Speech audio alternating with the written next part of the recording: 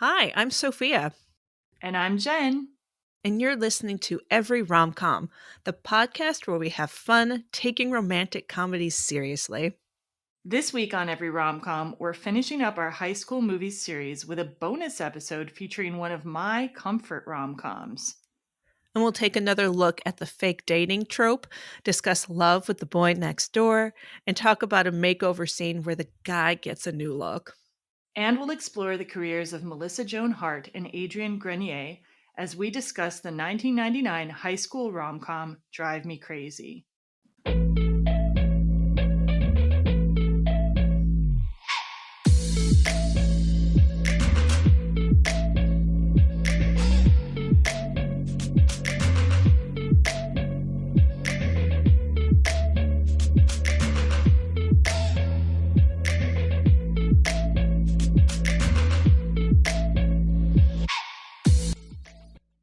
Hello, Sophia.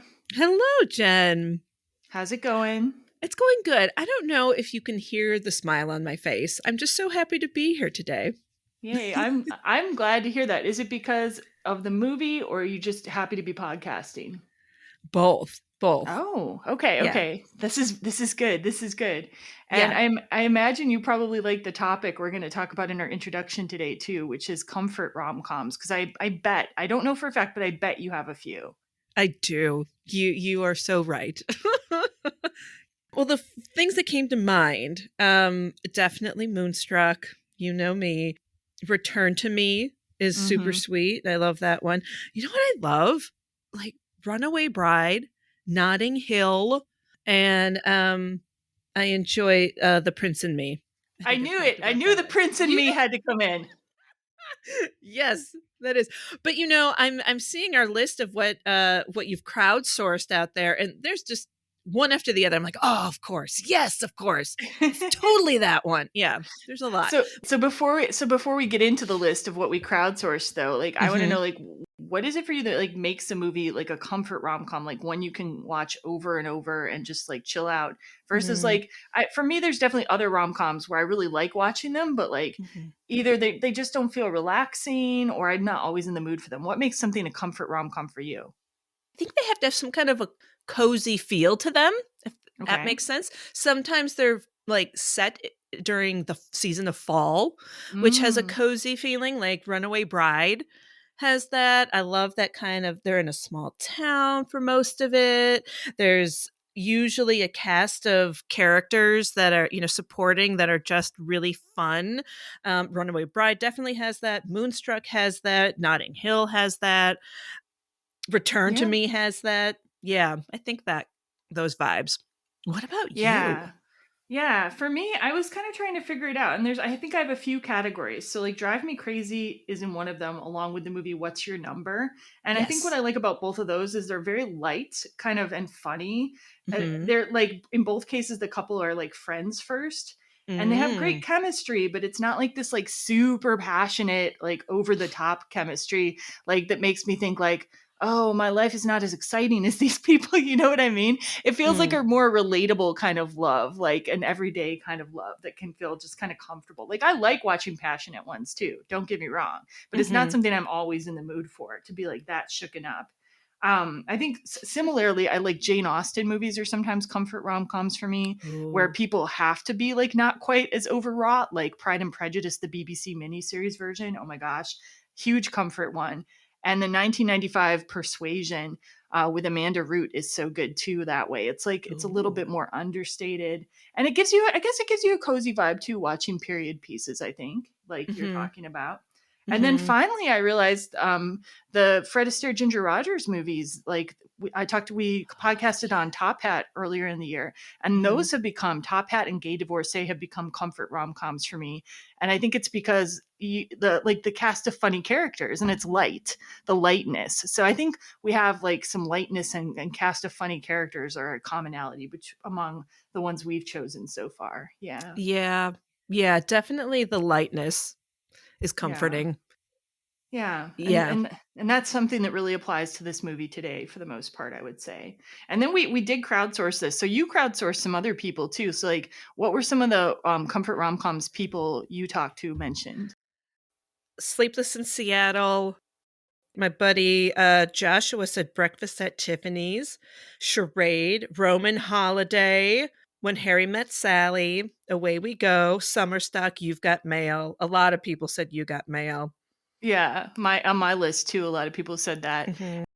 So I can't even mention all the people who responded to our Twitter post, but at Abby_Melanie said, my best friend's wedding, While You Were Sleeping, Sleepless in Seattle.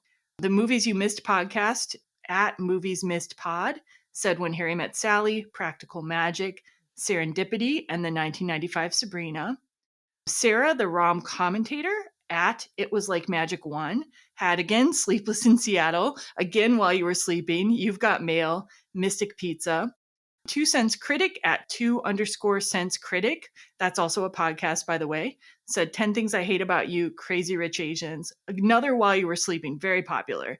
I was actually kind of surprised did you say that? I don't think you said that. I didn't, but it's totally on it. Yeah. And Mm-hmm. Celestine Martin updates at Jellybean Ray had Last Holiday, which we've also podcasted on, and which I thought was a really good call. Yep. And Aviva Pelton, who also recently started a podcast, her Twitter handle is at Aviva Pelton, said that Monte Carlo is one of her top comfort rom-coms. And to be honest with you, I've never seen Monte Carlo, so I might check that one out. Mm-hmm. Then over on Instagram, our friend Neil, who podcasted with us on Some Kind of Wonderful at Neil WB Photography, somewhat predictably said Some Kind of Wonderful. Yes.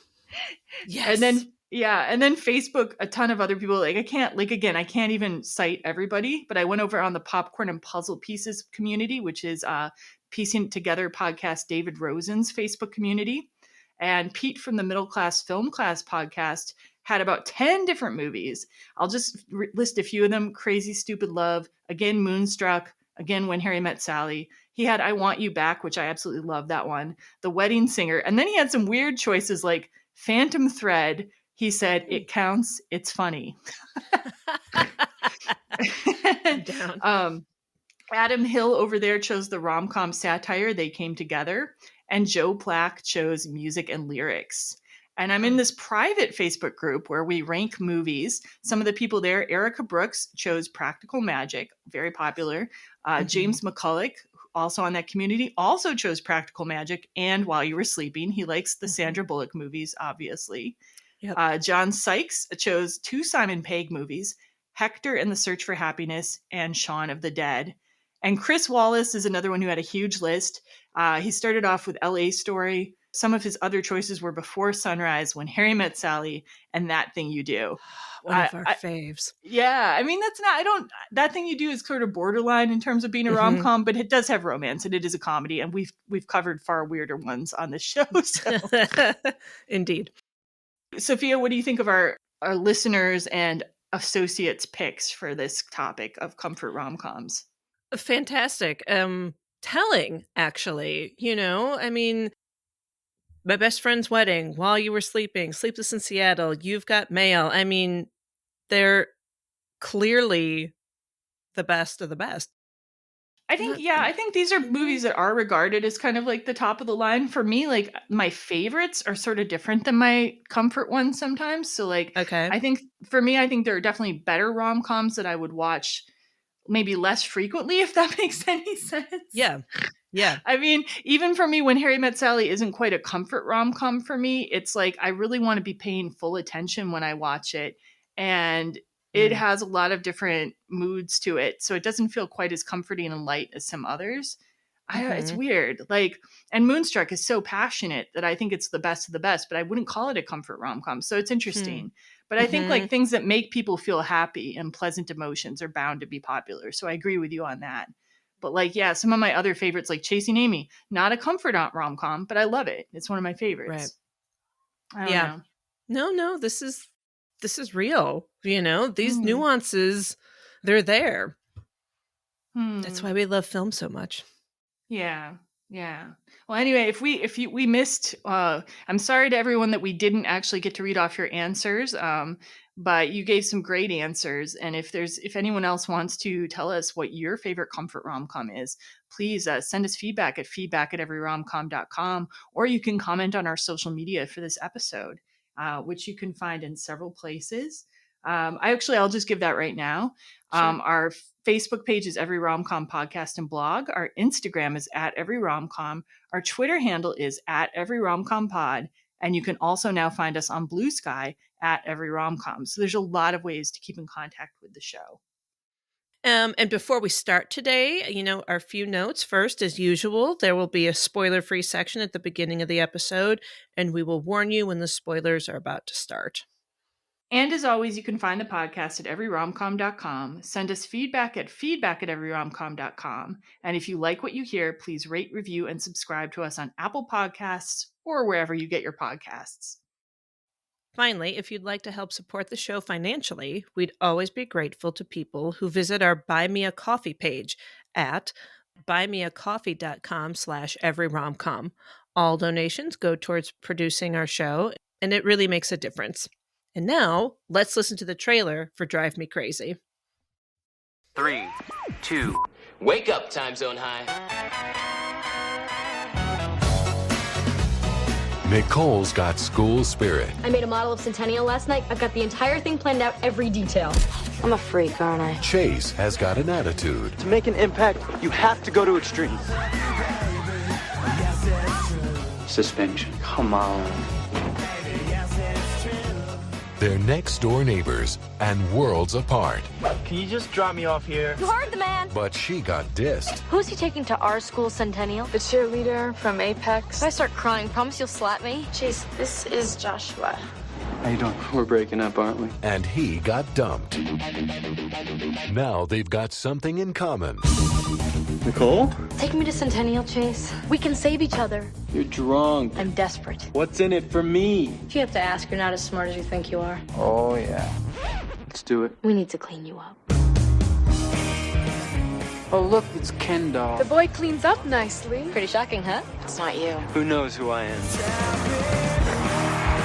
And the only way they can get it together It's okay to look like I'm going to the dance with a friend. Not okay to look like I paid a guy to take me. I could be getting paid. is by acting like nothing can keep them apart. What are you trying to pull? I'm pulling off the biggest scam of all time. I've entered into their world. Oh, did you leave breadcrumbs? He's just this good friend we never knew you had. Right. Oh, hey, Dulcie. Who knows? Maybe more. Get a room. This fall, All right, I'm cutting it off there. Sure. Any thoughts on the trailer? No. You? Well, I couldn't help but notice that the song they start the trailer with is like a song that was used in Can't Hardly Wait, which had just come out the sure year enough. before. Yeah, so I thought that was pretty. And they really are making the most of their music in general in this trailer. I think I heard like at least 4 different pop songs throughout this. And that's not even the end of the trailer, although they did lead up to the "You Drive Me Crazy," Funny. which we'll talk about a little more in the interesting facts. The whole movie named after a song thing happening here. Mm-hmm. All right, so Fantastic. so some basic information about the movie. Drive Me Crazy came out October 1st, 1999, in the best movie year ever, of course. Directed by John Schultz. It was written by Rob Thomas, based on a book by Todd Strasser.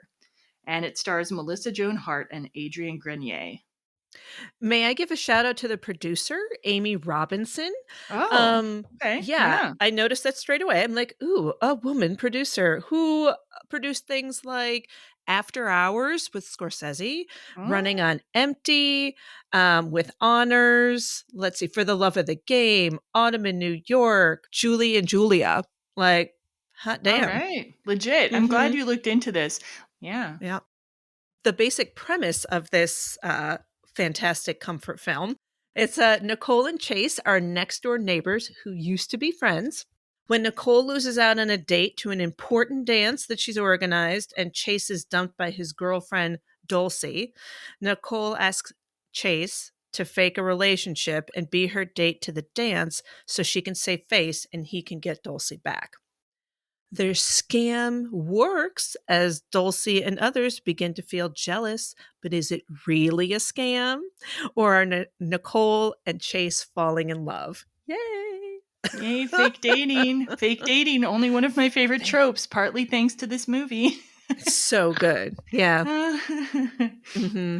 All right, so some interesting facts about the movie. So this, when I found this out, a lot of things made sense to me. Apparently, Drive Me Crazy's script was based on book 2 in the Time Zone High series by Todd Strasser. Okay, I was always like, why is there this school called that they call Time Zone and Timothy Zone and High? It's such a random name. You know what I mean? Yeah. And now this all makes sense. Oh, it's because it was based on a book and they probably want to cross market with the book and all this other stuff. But I'm kind of grateful that I didn't realize this until like it was too late for me to find a copy of this book, because then I would have read the book. And I looked at reviews on the internet, and this one person had done like a comparison of the movie and the book, and she basically said the book was terrible compared to the movie in basically every way. So I'm like, I'm kind of glad I didn't do the extra research in this case. Sorry, Todd Strasser. Maybe the book is in fact good. So I can't say for sure. And I'll put a link to that review that I read at any case. The book came out in 1996, and it was called How I Created My Perfect Prom Date. So that aside, it was based on a book. According to the Utah Film Commission Facebook page, Drive Me Crazy was filmed in Utah, in Ogden and Salt Lake City, and locations included Ogden High School, Kurt's Drive-In, and the Utah State Capitol Rotunda, where the Centennial dance scene was filmed. And apparently they have held actual dances in the Utah Capitol Rotunda. Isn't that kind of cool? Yeah. I was loving the location. The movie was originally going to be titled Next to You, but it changed its name to capitalize on the success of Britney Spears, whose song You Drive Me Crazy was on the soundtrack. So I kind of forgot that Britney Spears only really broke big in 1999. I sort of associated with her maybe 97, 98, but 1999 was her year. Baby One More Time was released on January 12th, 1999. The title track became a huge worldwide hit.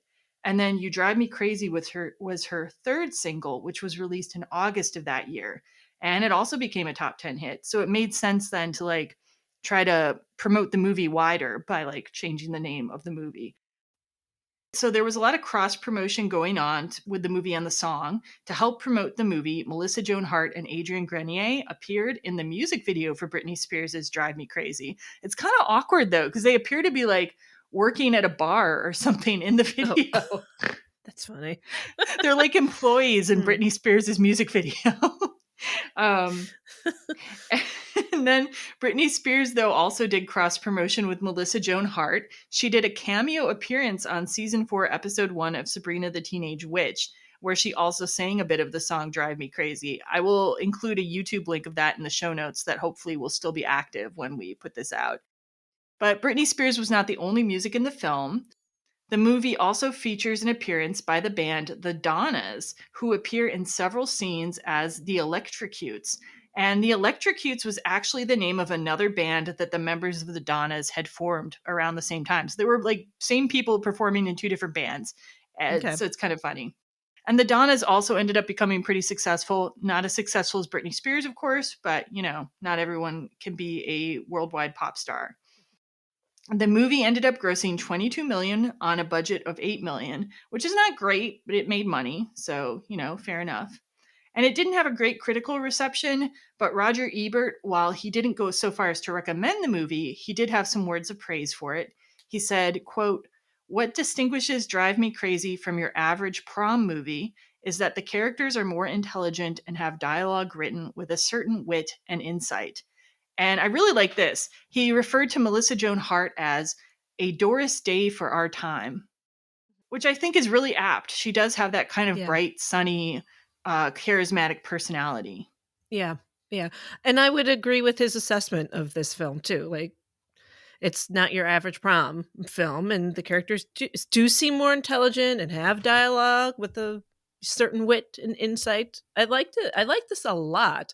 I was surprised because I feel like a lot of films around this time maybe were not so great because about some of these prommy ones and you know, cool kids and not cool kids and stuff like that get so over the top. I didn't feel that with this one, and I liked it. They felt very realistic, actually. Nice. Well, despite not everyone agreeing with you and Roger Ebert and having not the best critical reception, Melissa Joan Hart has told interviewers that she really enjoyed working on the movie. In 2018, she told Today.com that she really liked working with Adrian Grenier, and they still get along well. And in 2019, she told Entertainment Tonight that she had fun working with so many people her own age, and everybody was hooking up with everybody.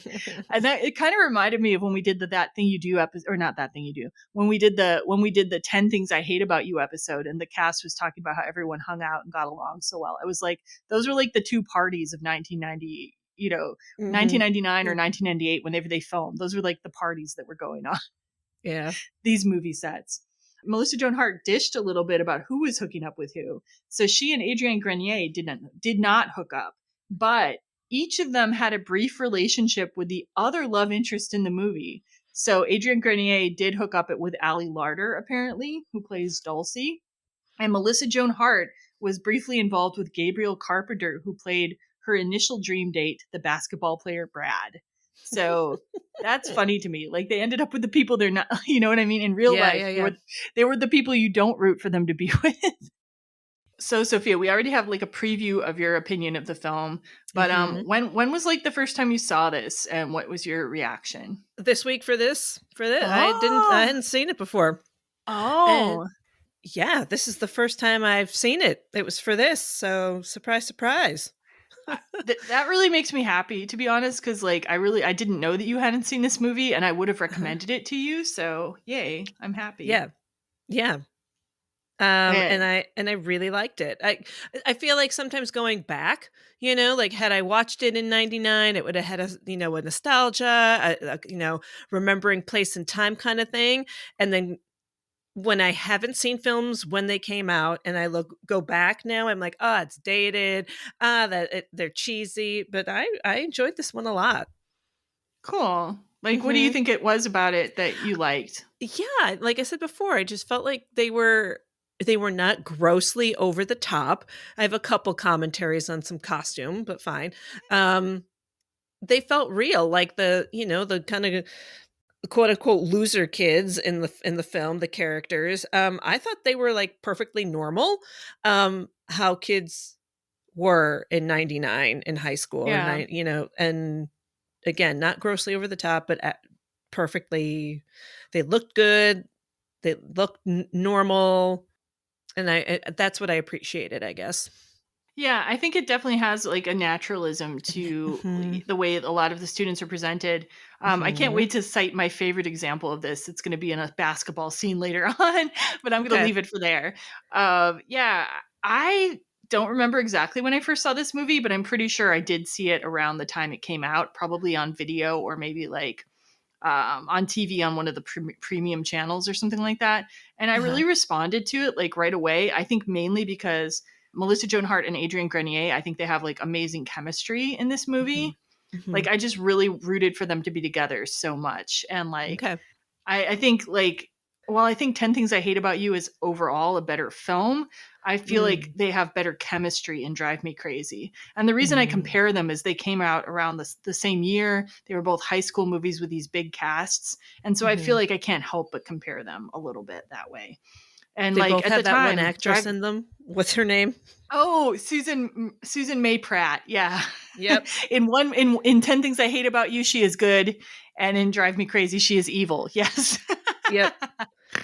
Yeah, that's also true. They have a connecting thread there. She got to go to all the party movies. My goodness, she was on all the best sets. Yeah. But yeah, like that said, like I compared those two when I was watching them at the time, and Drive Me Crazy became the one I liked more. Just because I liked the chemistry better and it felt more real to me in a certain sense, I guess, Yeah. So yeah, love this movie. I've watched it over the years. I have a DVD of it. I am kind of surprised though, until this week, I hadn't really gotten into the career of Melissa Joan Hart, other than like when I was a kid, I watched Clarissa Explains It All on TV. That's about it. Yeah. Talk about that. Talk about her career. Oh, well, wait. No, I want to ask first, though. Did you ever watch Melissa Joan Hart's other work, or like? I didn't. I mean, I was aware of Clarissa Explains It All, and I was definitely aware of The Teenage Witch. I don't know why I wasn't watching that. It might have conflicted with something else on the old television. Babe, like, I just started watching Sabrina the Teenage Witch, and I really feel like you would like it. Like, if you ever just need something to just put in the background, like, Yeah. I'm not even kidding. It's really actually quite clever. So I believe it. I think I caught a couple episodes. I mean, I can see that too. And the talking cat effects are freaking hilarious. Like, they're really bad, but they're funny because of that, I guess you could say. Yeah. Anyway. Okay, so I will talk about now the career of Melissa Joan Hart. She was born in Smithton, New York in 1976. Her mom was a producer and talent manager.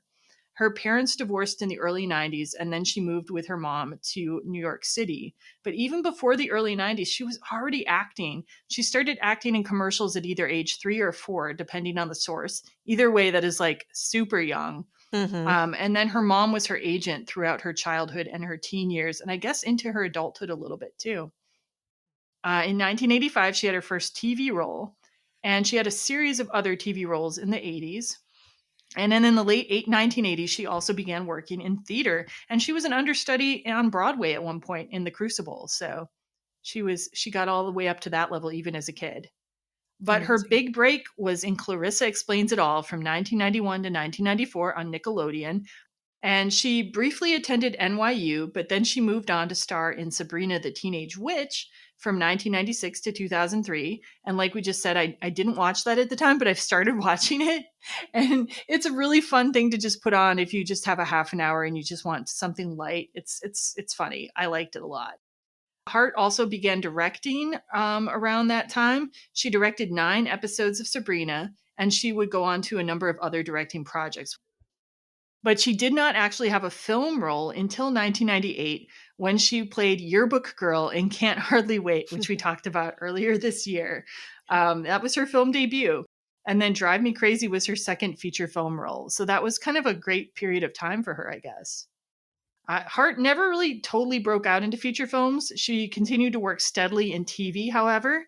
In 2007, she was in a ABC Family TV movie, Holiday in Handcuffs, with Mario Lopez. And that was like a hugely successful TV movie for ABC Family. It had a record-setting 6.7 million viewers. I think it's got to be the combination of Melissa Joan Hart and Mario Lopez, don't you think? Yep. Yeah. Absolutely. Because they're both these like nostalgic favorites for TV audiences. And then in 2009, she was in My Fake Fiance, also for ABC Family, with Joey Lawrence from, I believe, Blossom. Is that true? Is that not true? Yeah. The case? Yeah. Yep. In 2010 to 2015, she continued to work with Joey Lawrence on ABC Family in a series called Melissa and Joey. And during that time, she continued to work on other TV and movie projects, including the feature films Nine Dead and Satin. She published a memoir in 2013.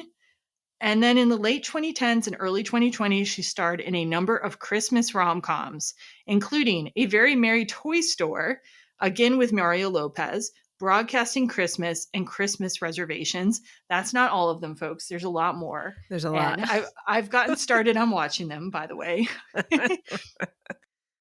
In 2016, she had another feature film, a Christian drama film called God's Not Dead 2. I was not aware there was a God's Not Dead 1, but I don't exactly move in those circles. So I don't. Are you aware of these films? No, I think I knew that she was doing Christian stuff, but I didn't know their titles or anything. Okay. And she also appeared in several more recent TV series, No Good Nick in 2019, and she also has done voice acting on The Casa Grandes from 2020 to 2022. Her most recent acting work is in the 2023 TV movie Would You Kill for Me? The Mary Bailey Story. Ooh. I know. Oh, risque. Yeah. In the late 2010s, Hart has moved increasingly into directing. She's directed a number of TV episodes and TV movies, including The Watcher in the Woods, and this one I've got to see, a movie called Feliz Navidad. Like, it's like Feliz Navidad, but with D-A-D capitalized. That also has Mario Lopez in it. I didn't have time, but I 100% need to watch this bad pun Christmas movie. And she's also directed episodes of Young Sheldon and iCarly.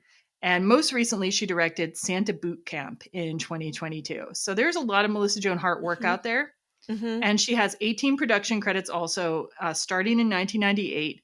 And her production work has accelerated in the 2010s. And then this is a little bit of a somber note here. Well, actually, it's a lot bit of a somber note.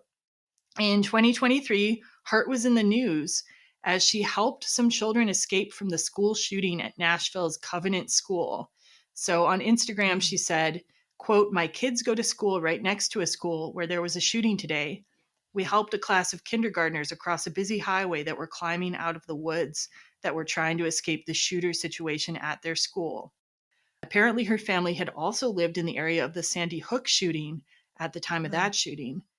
Then Hart subsequently spoke out at a gun control rally in Tennessee saying, quote, "We aren't asking you to take guns out of the hands of law-abiding citizens. We are asking you to take steps towards keeping them out of the hands of those who are deemed dangerous domestic abusers, people with criminal records, people experiencing mental health crisis. Our cries aren't being heard and our kids are bearing the burden." End quote. So she took that experience she had and used it to try to be a voice for gun control, which is very good. Wow. I didn't know that last bit. Yeah, I didn't know either. I looked at it like her Melissa Joan Hart news, and that was like the first thing that came out, that she had been right there, like near the scene when that shooting happened. And then she was like then advocating for gun reform. So yeah. I love that she's been working for so long, and I love that she's directing and things like that. I think that's fantastic. Well, our next star of the film is Adrian Grenier. He was born in 1976 in New Mexico and raised in New York City. His ancestry includes Mexican, Spanish, French, and Apache roots. It's what makes him so freaking beautiful. He attended Bard College, but left to start working in films. His early work before Drive Me Crazy included a part in the movie Celebrity and a starring role in the 1998 indie film The Adventures of Sebastian Cole. After Drive Me Crazy, he appeared in movies including Cecil B. Demented, Harvard Man, Hart's War, and Anything Else. He did his best-known work, however, in the mid to late 2000s on the TV show Entourage, which ran from 2004 to 2011, and as Anne Hathaway's boyfriend in The Devil Wears Prada in 2006. Yeah, that's, I think, where most people know him. Well, okay, Yeah. I think most guys know him from Entourage. Most women know him from The Devil Wears Prada. Not to be gender essentialist, but that's usually the case. Yeah. Yeah. After Entourage was finished, he continued to work in films including Trash Fire, Marauders, Arsenal, and an Entourage movie. Grenier also did a couple Hallmark rom-coms in the 2010s, Christmas at Graceland, Home for the Holidays, and Love at First Glance. And some of his recent acting projects include the movie Stage Mother in 2020 and the Netflix TV show Clickbait in 2021. Grenier has also done work as director, producer, and musician. He has directed 2 feature-length documentaries, A Shot in the Dark in 2002 and Teenage Paparazzo in 2010. He's also directed 2 shorts. And he has 18 production credits for films, short films, TV, and music videos to his name. Some of his work reflects his interest in nature and the environment, including a TV series he produced called Alter Eco in 2008 and the 2021 movie The Loneliest Whale, The Search for 52. And in terms of music, Grenier plays the guitar, bass, drums, and harmonica.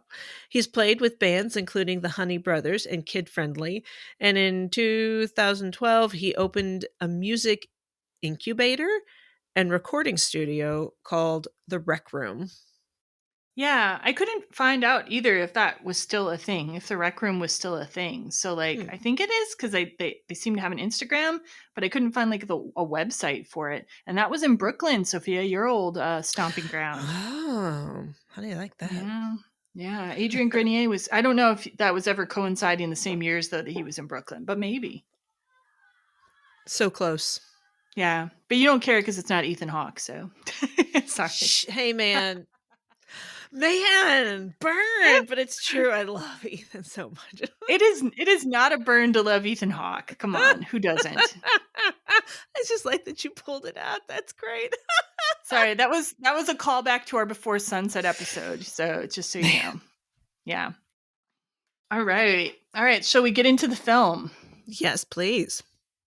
All right. So we open up on the exterior shot of like two normal looking houses next door to each other.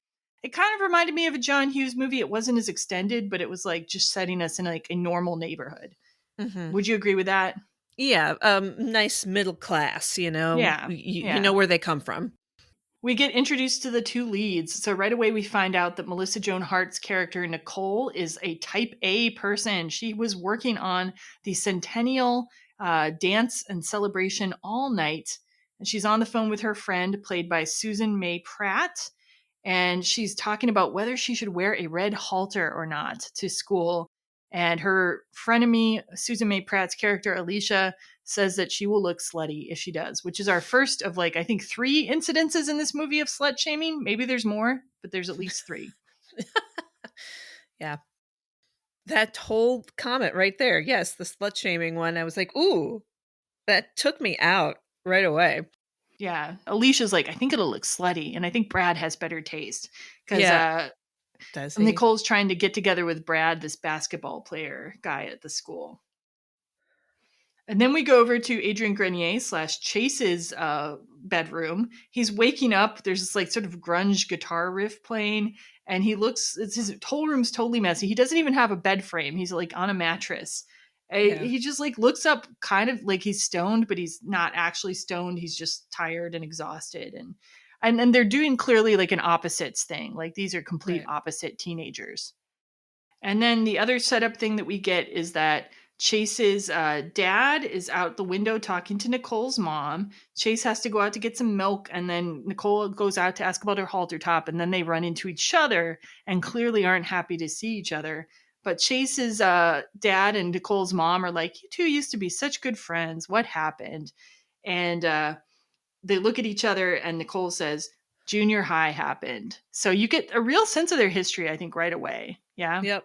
Yeah. I mean, the fence, the parents talking over the fence and sharing a glass of milk over there, and they talk about the that they were friends hanging out in the treehouse all the time. Yeah, the boy and girl next door. Yeah. Yep. So we move on to the school. There is a sign that says Timothy Zonin High School, 100 years. And until I knew this was based on a book, I was always like, who came up with this random ass name for this high school? Zonin. Brilliant. And then they could all say time zone all the time because that's how they've abbreviated their high school. So I'm like, time zone, Centennial, ha ha ha. Like, wow. At school, Nicole is like really focused on getting a date with Brad, the basketball player, and planning Centennial. Chase is focused, meanwhile, on pulling off a prank with his friends. And this is all kind of telegraphed through visual signals because this is still the credit sequence and there's music going on. It's intercut. Like, I felt it was a very efficient way of storytelling. Yeah, totally. Totally agree. Since you're coming into this, like having not seen it like 20 times or whatever, like, was there anything that was confusing to you in the setup at all, or like? No, not at all. I loved it. I love that you get a sense of who everybody is right off the bat, and you're totally introduced to Chase's friends and what they do and where they're at. Like Ray, he's there at the camera. First of all, I was really impressed that the school had like a newsroomy filming capability. I'm like, wow, that's bougie. We didn't have that. Yeah, right. Yeah. So I thought the setup was fantastic. Yeah, like you said, you get Ray, who's like working with the high school news channel. Yeah, very bougie. And you also get to see Chase's girlfriend, Dulcie, who's played by Ali Larder. We're telling this a little out of sequence, but she has a habit of pulling him into a classroom to make out. We get a sense of her personality, too. When she says she laughed at something, Chase says, "You never laugh." And she says, "It was on the inside." Yeah. So you get the sense that she's like smart and interested in like, politics and activism, but she's not particularly fun necessarily, Yeah, not maybe not very nice. You know what I mean? She's not interested in niceties. That's it. And her appearance, she's definitely grunged up, and that's her look, which I thought was really great. Yeah, she's a bit sarcastic, Mhm. sardonic, not really. Yeah, yeah, that kind of Mhm. thing going on. Mhm.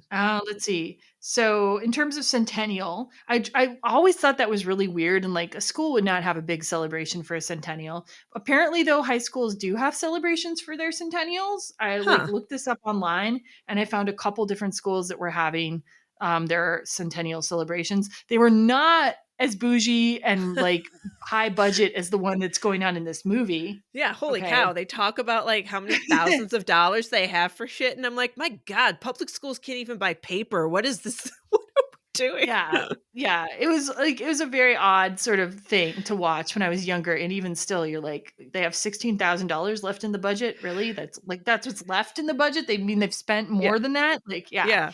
Yeah. kind of wild. But like these are things that do happen. So apparently there are Centennials. I even looked up when Badger High School was founded, but we are nowhere near the Centennial of Badger High School. So Okay. okay, so like back to Chase's prank then. The prank is to like put orange dye into the sprinkler system on the high school lawn and have it go off while a bunch of people are out there, a bunch of popular people. Chase says it's to protest sheep, which okay, there was the sheep girl in Can't Hardly Wait too. So more connections here. Yep. Yep. And the things that the sheep do that are so objectionable is they drink mochachinos and sing along to Celine Dion. And I That's hate to say, hilarious. I 100% remember in the late 90s, my brother and I were like very opposed to Starbucks coming into town because we didn't want it to take out the local shop, local Yep. coffee shops. So I was against Starbucks Yes. at the time. And I'm pretty sure I was somewhat disdainful of Celine Dion at the time and only came to love her music later when I did karaoke in the late 2000s because they're Do so you good to do sing. her? I You can do some of her. I sang "My Heart Will Go On" at a Korean wedding. That's Yeah, amazing. I can't say I did it very well. Like I'm sure I did it tolerably though, because nobody seemed offended by it. So yeah. Anyway, though, I totally remember this vibe of like being against like mainstream things. Like later it comes up, Nicole's talking to some alternative girls and saying like, you were telling each other secrets, like you liked Alanis Morissette before she went platinum. like, Right. That was awesome. like the whole thing where you couldn't like something if it got too popular, right? Yes. So Yes. this is the late 90s vibe. This is the late 90s like on the cusp Gen of being the X. early 2000s. Yeah. Yeah. Yeah. Yeah. Okay, so let's see. So they do the sprinkler prank. They laugh because like popular kids are for the most part like running around in a panic. Okay. But Nicole is kind of in the center of it all, kind of laughing a little bit, Mhm. which is kind of Yeah, highlighted. yeah, she's not like running away all in a huff where some of the other characters are, which is really funny. They're just flailing about and like trying to get away. It was pretty awful and hilarious. One thing I do want to mention though is the popular group in this movie, and actually, okay, the popular and the alternative group are both kind of diverse, but like the popular Mhm. group, the characters that are kind of like the snarkiest are the diverse people, which kind of rubs me the wrong way a little bit. Like there's two Mm. black girls who hang out in Nicole's group. And then there's also a guy who's coded as gay. Like it's not explicitly said that he's gay, but the way the Mhm. movie portrays him, he's definitely supposed to be the gay character. And they're Yep. kind of snarky and sarcastic and kind of bitchy at times. And it's like, and maybe they're not as bad as Alicia, okay, who's white, but like there's not really like a likable, character who's non-white in that group. You know what I Ah, mean? And that always yeah. kind of rubbed me a little weird. And there's another thing we can talk about later that rubbed me a little weird about that. And And the gay Alicia's a guys, brunette. I'm serious. mhm, Like, that's true. yeah. And the gay Yeah. guy, what? And the gay character, the gay male character is like it's really emphasized how upset he is about his clothes getting dirty. And I'm like, that seems like a stereotype to me. And Mhm. also like a lot of people would be upset if their clothes got dirty, to be Yeah, honest. man. Some orange dye shit all over the place. Yeah. Yeah, if you're wearing a white shirt, that's a problem, right? Like maybe it's the only one you have. I don't know. Anyway, do you want to talk about the principal scene though? Did you find it funny? I find it funny. I was like, it just kept, he's like, sprinklers. And then they're like, sprinklers. Sprinklers. You guys. Yeah, yeah. Us guys. I didn't get it. I'm like, And what then is he goes, happening here? sprinklers. But it's funny because like, it's funny because the principal's trying to be impressive, I think, by like saying these things, you know, very seriously. And they're just sort of mocking him by repeating the way he's talking. I see. And then he tries to do a pupil test, like to see if they're dilated or not. And I'm like, they keep like referencing that these guys are, stone or whatever. But like, I never got any impression that that's what they were doing ever. I'm like, what? Yeah. They don't do drugs. Like, according to, I don't think you're supposed to think these guys do drugs at all, but the adults in their lives are always worried that they are. So Yeah. kind of a Yeah. thing. Like, But that also fits in with the 90s, the whole dare vibe, you know. okay. Forgot about that. But you really didn't think the principal part was funny? I always found it hilarious because I don't know. No, it didn't. I think it was, I didn't catch the humor there. All It was, right. like, All right. weird. We're also introduced to one more of Chase's friends, who is Dave. He gives safe rides to drunk students. He volunteers with the basketball team. His friends Ray and Chase kind of accuse him of trying to suck up to the popular kids, which I think he in some ways is portrayed as doing in the movie. But he's also just trying to be a good kid and get into college. So he's really upset when they're called into the principal's office. But the principal lets him go and gives the other two a suspension instead. So, yeah. And I love that he carries a pager to go do those calls, to like people page him to go pick them up, and the kids call him Designated Dave. Like that's some kind of bad name or something. I think it's because they're like writing him off as just being like somebody who's like serving them. You know what I mean? Got it. Yeah. Yeah, I think that's the vibe you're supposed to get. I see. With his pager. When I first watched this movie when I was younger, though, like I never really bothered to distinguish between Dave and Ray. They look kind of similar in some ways. So it took a bunch of watches before I really felt them as unique people. But it doesn't seem like you had to do that. No, I thought they were both super cute too. I'm like, these guys are cute. Really? Yes. Okay. Especially Ray. I thought Ray was really good looking.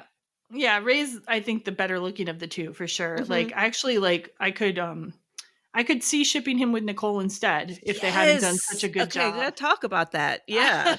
We can talk about that. Let's talk about it later on when we get into the plot a little more. Yeah. Yes. Okay, so we just had one day of school. All this has already happened. After school, Nicole's hanging around waiting for her dad when she sees Brad, the basketball player, on the sidewalk. She's hoping he will ask her to Centennial, but he asks her if she wants to come to the shoe store with him. Like he just comes off as so stupid. He is like such a dumb jock. Like, you want to go to the shoe store with me? And she's like, I'm waiting. I just told you I'm waiting for my dad. Like, what? Yeah. What a weirdo. And I just have zero understanding of why she's interested in him. I mean, I'm the same. Yeah, purely because he's been dubbed the popular guy. Yeah. The one thing I agree with Alicia on is that he has the personality of toast. Yeah, the personality of toast, 100%. Really clueless. So, yeah, and Nicole, it's kind of implied also Nicole's dad is not very reliable. Like, he's running late already. So, yeah, so that's a plot line. I don't really know if the movie needed the whole dad plot line, but it's one of the plot lines. So, there you go. Yeah. We see now Chase's life, which is he's at a coffee house with Dulcie and her friends. It's very dark and kind of alternative looking. And then a guy from ALF, the Animal Liberation Front, comes to talk about medical research. They make this guy look like such a douche. I'm sorry. No. And like, it makes me sad because like I am mostly vegan. I was all vegan for a long time in the 2000s. And despite that, I still love the movie. But like Animal Liberation Front, like it is a real organization. And people rescue animals from labs and farms and stuff like that. It's depending on what sources you read, it's either a good organization that's helping people, or the FBI at one point has labeled them like in their terrorist threats because they haven't actually killed anybody, but like people who are sort of roughly associated with it. It's not like an official group. It's kind of like one of those things where you can declare something was done by ALF, you know? Wow. They've put like pipe bombs to property or something, but it's like the official statement of Animal Liberation Front is that we won't harm any living being. So Okay. It's kind of a amorphous situation. Like, and I put some links if you're actually curious about learning about what Elf is beyond the weird douchey guy in this movie. But yeah, there was this thing though, and it's funny. In one of my other comfort rom-coms, there's also a douchey vegan. So I don't know why the vegans and the animal liberation dudes always have People to be love to jerks. rip on vegans. I guess. They do. This is like a dude like trying to help animals, like, and he's portrayed as this total asshole. So it's kind of like, yeah, whatever. I don't know. It's like funny too because he doesn't say anything that's like asshole-ish, but like the way he acts, like you're just supposed to kind of feel badly about him. I don't know what he does that gives that impression, but it's there, right? I didn't pay attention to him.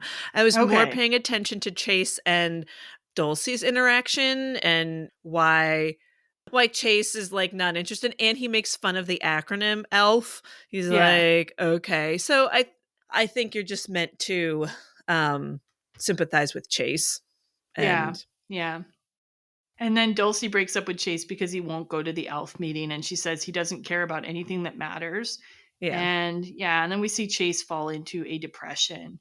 Like one of the things I find interesting about this movie though is how depressing they make it look to go to a coffee shop. I know, right? Yeah, that coffee shops were such a thing, and they weren't like that dark and brooding and whatever, and like they were the cool place to be. Yeah, and I promise you there were people having fun at the coffee shop, laughing at the coffee shop. Like, even if you'd gone to this like very earnest like presentation on like animal like labs and stuff, there would have still been people just like chilling in the corner, just having their coffee, or like, I don't know. Whatever. Yeah. Anyway. I mean, I can understand like when they go to the club and they listen to the, the Electrocutes, like that can be, it's kind of dark, clubby vibe or whatever. But the coffee shop bit was like, okay. Well, but when they go, and that's later, but when they go to see the Electrocutes, that's a better vibe actually. So it's like the coffee shop is taking a particular hit in this movie as a whole. Like we go back to it again and it's like the grimmest place ever. So yeah. Anyway, it's like, I feel like in a way, it's almost like this is a sign of the 90s changing to the early 2000s, because 90s was grunge, 90s was like Nirvana and Seattle. And then in the early 2000s, you start having this like Backstreet Boys, NSYNC, Britney Spears, like poppy, Pink vibe. You know what I mean? Like a Southern California vibe almost. All right. So now there's like a popular kids party. Alicia is at the popular kids party and gives Nicole the news about Brad, her dream date. Okay, we didn't really go into this, but Brad was going to ask Nicole to a dance, but then he bumps into a cheerleader at the basketball game, and he's apparently falls in love with this cheerleader, and so now he's not going to the dance with Nicole, and Nicole is all upset because now she thinks she's going to be like shamed forever, which is kind of weird. Like I don't feel like that fits in well with the rest of her personality. Yeah, it seemed a little much, but we needed that plot point, I guess, in order to propel the story. Yeah, we get a second slut shaming too. Nicole refers to the cheerleader as the quote slut who wouldn't get out of the way of Brad. So yeah, like, that was weird. I'm like, why are we calling her a slut? It seemed really unwarranted. Mm-hmm. Yeah. Other things we learn around this time in the movie, Dave is hanging out with Chase and Ray. He's waiting for an internet date called Daughter Judy. She doesn't show up, and then he gets paged to give a ride at the party. Chase and Ray come along, and Nicole is the ride. But then, dun dun dun, Brad also needs a safe ride and ends up in the same car. And Nicole gets mad at him. He says he fell in love with the cheerleader. She says, high school love is for saps. Which is very different than how I was in high school. I was like, starting in elementary school, I was like, this is very important.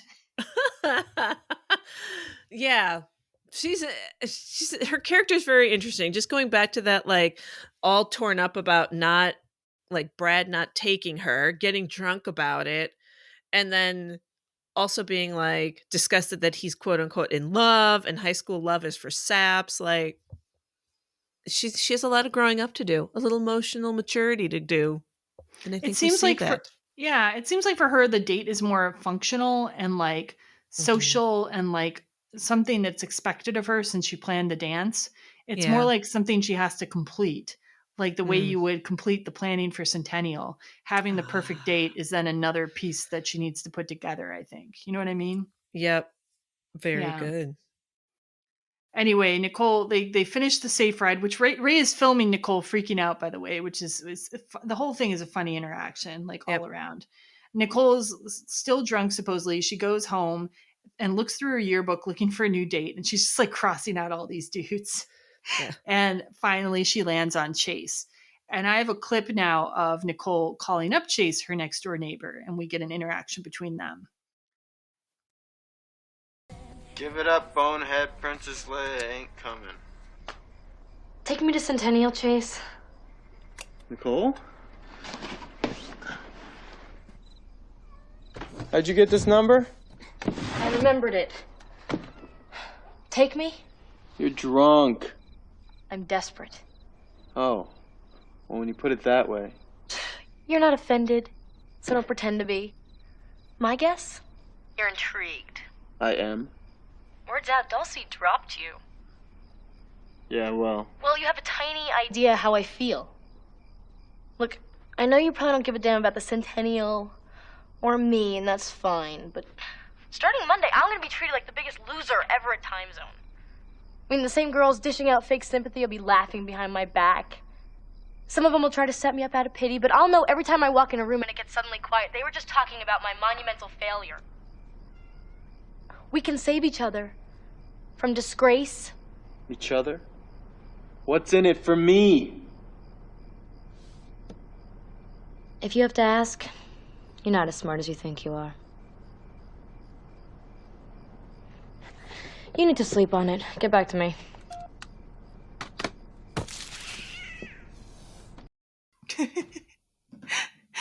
Okay, I love that they had the yowling cat. Like, yeah, I know. Dag. Where'd that cat come from? That's just the cat who sits under her window and just like waits for her to throw things on it. So yeah. Yeah. So yeah, like they have their little conversation. You can see them across like the yard from each other. Their rooms like face each other, which is always a nice touch in these kinds of movies. Mm-hmm. And then the next morning, Chase takes advantage of that proximity again. I don't know if he like crawls into her room or what, but like he gets into her room somehow when she's still just wearing her bra and like decides to agree to her plan. But before we get to that, Chase tries to call Dulcie. He gets her machine. Her machine says, if you want me to, something like, if you want me to get back to you, leave 3 ways high school sucks. Once again, Dulcie's kind of a downer. Yeah. Yeah. But I like Chase's response. Like he talks about rampant homophobia, no pep rallies for the debate team, which leads to the fascist nature of pep rallies in general. And then finally he says, and when you break up with someone, you can never escape the other person. So getting more into his feelings for her. Yeah. And he says to call and I'll wait all night. And it looks like he doesn't sleep at all, waiting up all night. Oh. No. And yeah, the next morning Chase is in Nicole's room. I'm like, how did he get there? I guess they're so close, like old times. He just opened the door and went in. But it's really like sweet. I have to say, the whole scene is really sweet. They're doing this negotiation now of like, hey, let's do your idea, Nicole. And as it's happening, like he's handing her aspirin and water and like totally taking care of her and her hangover. It's really cute. True. Uh-huh. But it's funny, like, that this, like, invitation to the dance, like, it's like they both understand that they're also going to be pretending to date at the same time. Like, this was never discussed. Like, right. But it's like they've both seen a lot of fake dating movies, and they're like, oh, yes. And we'll have an easy out clause. Yes, of course. Yeah. Yeah. It's all and then all of a sudden, the dude's agreeing to have a whole makeover. Like Nicole tells him, you can't wear anything you own, and we really need to clean you up, which leads to our makeover sequence, which I actually really love this makeover sequence. I thought it was pretty short for a makeover sequence. It was like, True. Oh, that's it? They go to one store, she holds up a sweater and shows him an outfit, and that's it. I'm like, we didn't get to see the dressing up, the coming out with the clothes. I guess you're right. Like, it could have been even more. I still really love this sequence. I like my favorite still of the two of them is the one where they go into the mall and Adrian Grenier's still got his long floppy hair and he's got his like knit cap on and like they're like the background is this like palm tree and it turns out it's just like the painted wall of the mall. But they look so cute in that picture. I'll probably use it to promo this episode at some point. Yeah. They look so cute there. And then like I really like the song. It's Phantom Planet, the band that Jason Schwartzman was in.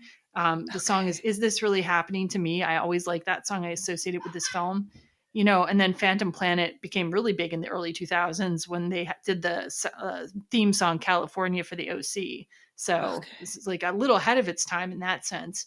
No, I just like I think it's a fun song. I think they look cute together. Yeah. And it is the last time you get to see his good hair. I know. I have to say, thumbs down to the transformation. I do not like it. Yeah. Nicole takes him to the Gap. She gets him these like super generic clothes. And then his hairstyle. Adrian Grenier said in an interview, quote, "I looked like Eddie Munster." He did. I think they fixed it like this when we cut to the scene where he's like introduced now with his new look, it's awful. And then like I kind of felt like, and then in the next kind of moment his hair is kind of flopping down again, and I'm like, yeah, because you know it looks bad. Yeah, they let it get a little more relaxed again, but they also slick it back again later though, so it's like it goes back and forth, but it's never as beautiful as it was in the beginning of the movie. Yeah. Which is kind of a crime. Like Melissa Joan Hart also told Today.com in a recent interview, Adrian definitely looked better before the makeover. It's one of the few movies where they really got it wrong. Yeah. And I'm like, But like, I gotta say, just the idea of getting to take a guy to a mall and like choose all his clothes is like a dream of mine, which rarely comes true. Like Lee just really hates shopping. And also he's very particular. So it's very hard to actually get clothes for him. He has his own opinions about his clothes. So he wants to pick his clothes out, which fair enough. But like, seriously, like I would love it if just one day he's like, Jen, take me to the mall and buy me outfits. I would be so happy. No, I don't get things for Greg. In fact, yeah, he doesn't want me to do it. And I'm like, fine, you're a grown-ass man, buy your own clothes. I really don't have any interest. And then I've gone with my brother. He asks me for clothes advice. Does that count? Is it fun for you? Do you have fun doing it? Yeah. Yeah. Okay, sure. It counts then. Sure, that counts. Yeah. Okay. Yeah. I think it's fun. I think it's fun getting to pick clothes for a guy. I would especially though, like I might even ask Lee for like a Christmas present if I can just go shopping and buy him a shirt or something. I don't know. I'm weird. Okay. I think it's personally fun to give a guy a makeover, but the other thing I like is that like oftentimes you see the woman getting the makeover. Sure. Like Pretty Woman, she's all that. Grease, we just covered, where Sandy has to change her style. But here there's a guy getting his style changed. Now, granted, he didn't look great, but it was a flop, but yeah. But the lady gets to like be the one who's determining the way things should look for a change rather than the guy being like, oh, you must take off the overalls and glasses and, you know, kind of thing. Yeah. Yeah. But there is another one of those that came out in 2003, Love Don't Cost a Thing, which was kind of a Can't Buy Me Love kind of similar movie. In that movie, the girl also gives the guy a style makeover. And a bit more successful than this one, although I don't know if I like either of his looks that great much in that one, but it didn't make it worse. So, you know. It's funny. Okay, so after the makeover, Chase's friend Ray thinks that it's all a joke, like his new outfit and everything. And Ray just like asked Nicole to the dance. And like this is like I had kind of ignored this plot line when I was younger, but now I'm like, oh, this is a really important plot line here. Ray is also interested in Nicole. Yeah. And like, yeah, she could date him anytime, this like really cool videographer.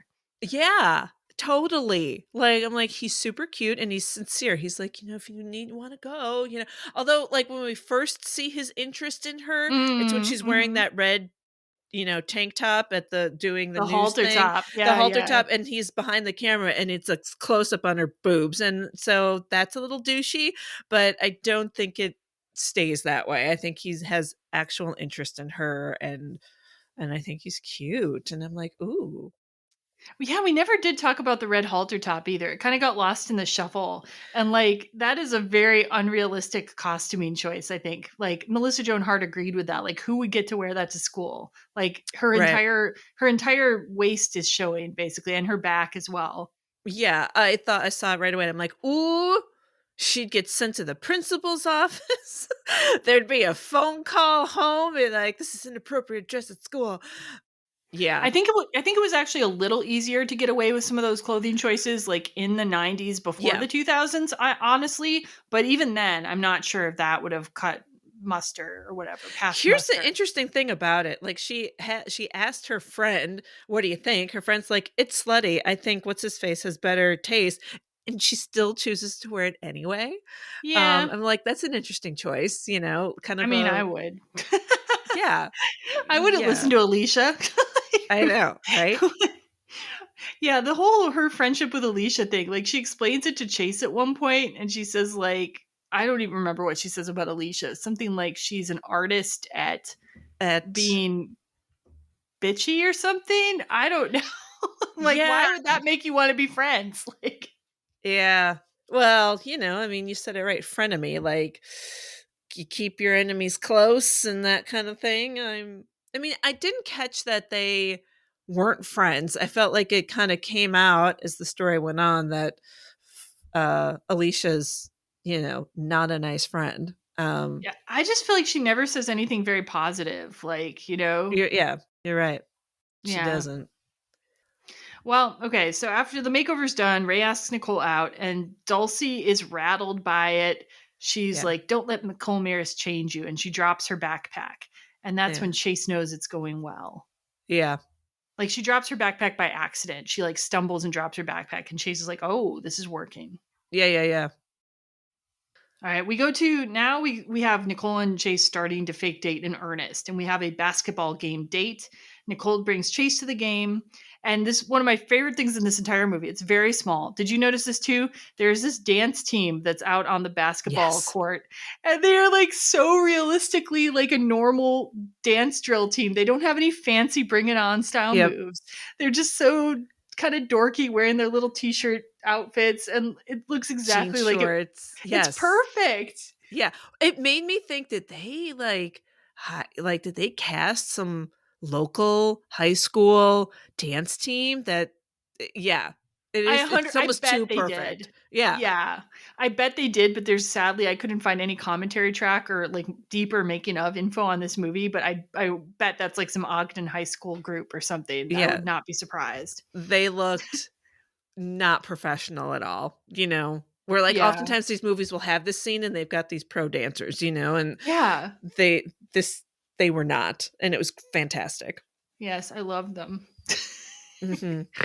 Anyway, and so like Chase is at this basketball game, and you've already gotten a hint earlier in the movie, like that he does care about sports because he's talking about the designated hitter role in baseball. So he uses this as a point of connection with these jock guys, these popular guys, and they're having a heated discussion about the designated hitter rule in baseball.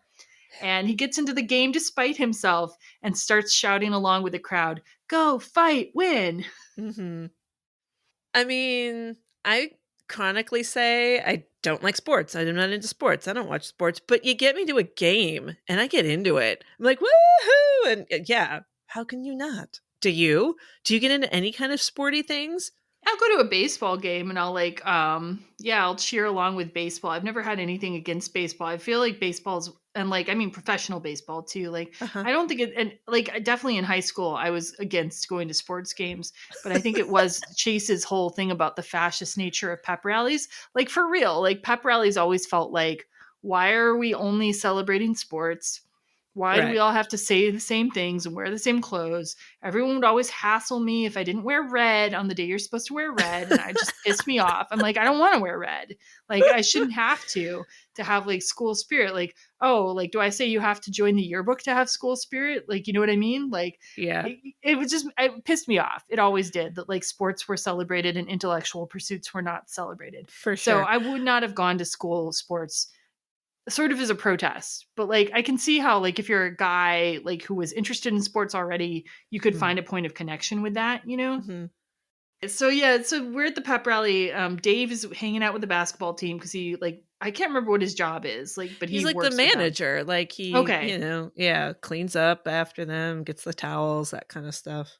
And so at the game, Dave starts to notice Chase hanging out with these new popular kids. Yeah. There's sort of a mixed emotions there, I think. Yeah. Well, because don't they give him shit about, him being designated Dave? You're only there because you want them to like you and blah, blah, blah. And here he is eating his words a little bit, right? I guess so, yeah. But it's not a secret to his friends why Chase is doing this. They know that he's doing it to get Dulcie. Like Nicole is keeping everything a secret from her friends. Like she's pretending that Chase is just her good friend, right? That she's going to start dating. Whereas Chase's friends are in on the whole thing. Yeah. So after the game, Chase and Nicole cruise Broad Street, which is very Lake Geneva sounding there. Yeah. In Chase's dad's convertible, and we get this nice scene where REO Speedwagon "Keep on Loving You" comes on the radio, and Nicole's making him dance around and sing with her. Yes. I was like, yes, REO Speedwagon. Yes, cruising down Broad Street / Main Street. Like, yes. Actually, I looked at some trivia while I was watching this on Prime. And okay, so they take off, and then there's these two old school hot rod vehicles behind them, and I'm like, interesting. Somehow they had to get those cars and put them in the shot, and I'm like, very specific. And it's a shout out to American Graffiti. And cool. I thought that was interesting. I'm like, okay, rad. Yeah, I don't remember I didn't cruise in this sense in high school. After high school, we'd sometimes drive around a little bit, but it wasn't really one of our things to do though. Yeah. But definitely in Lake Geneva there was some cruising that happened, I would say.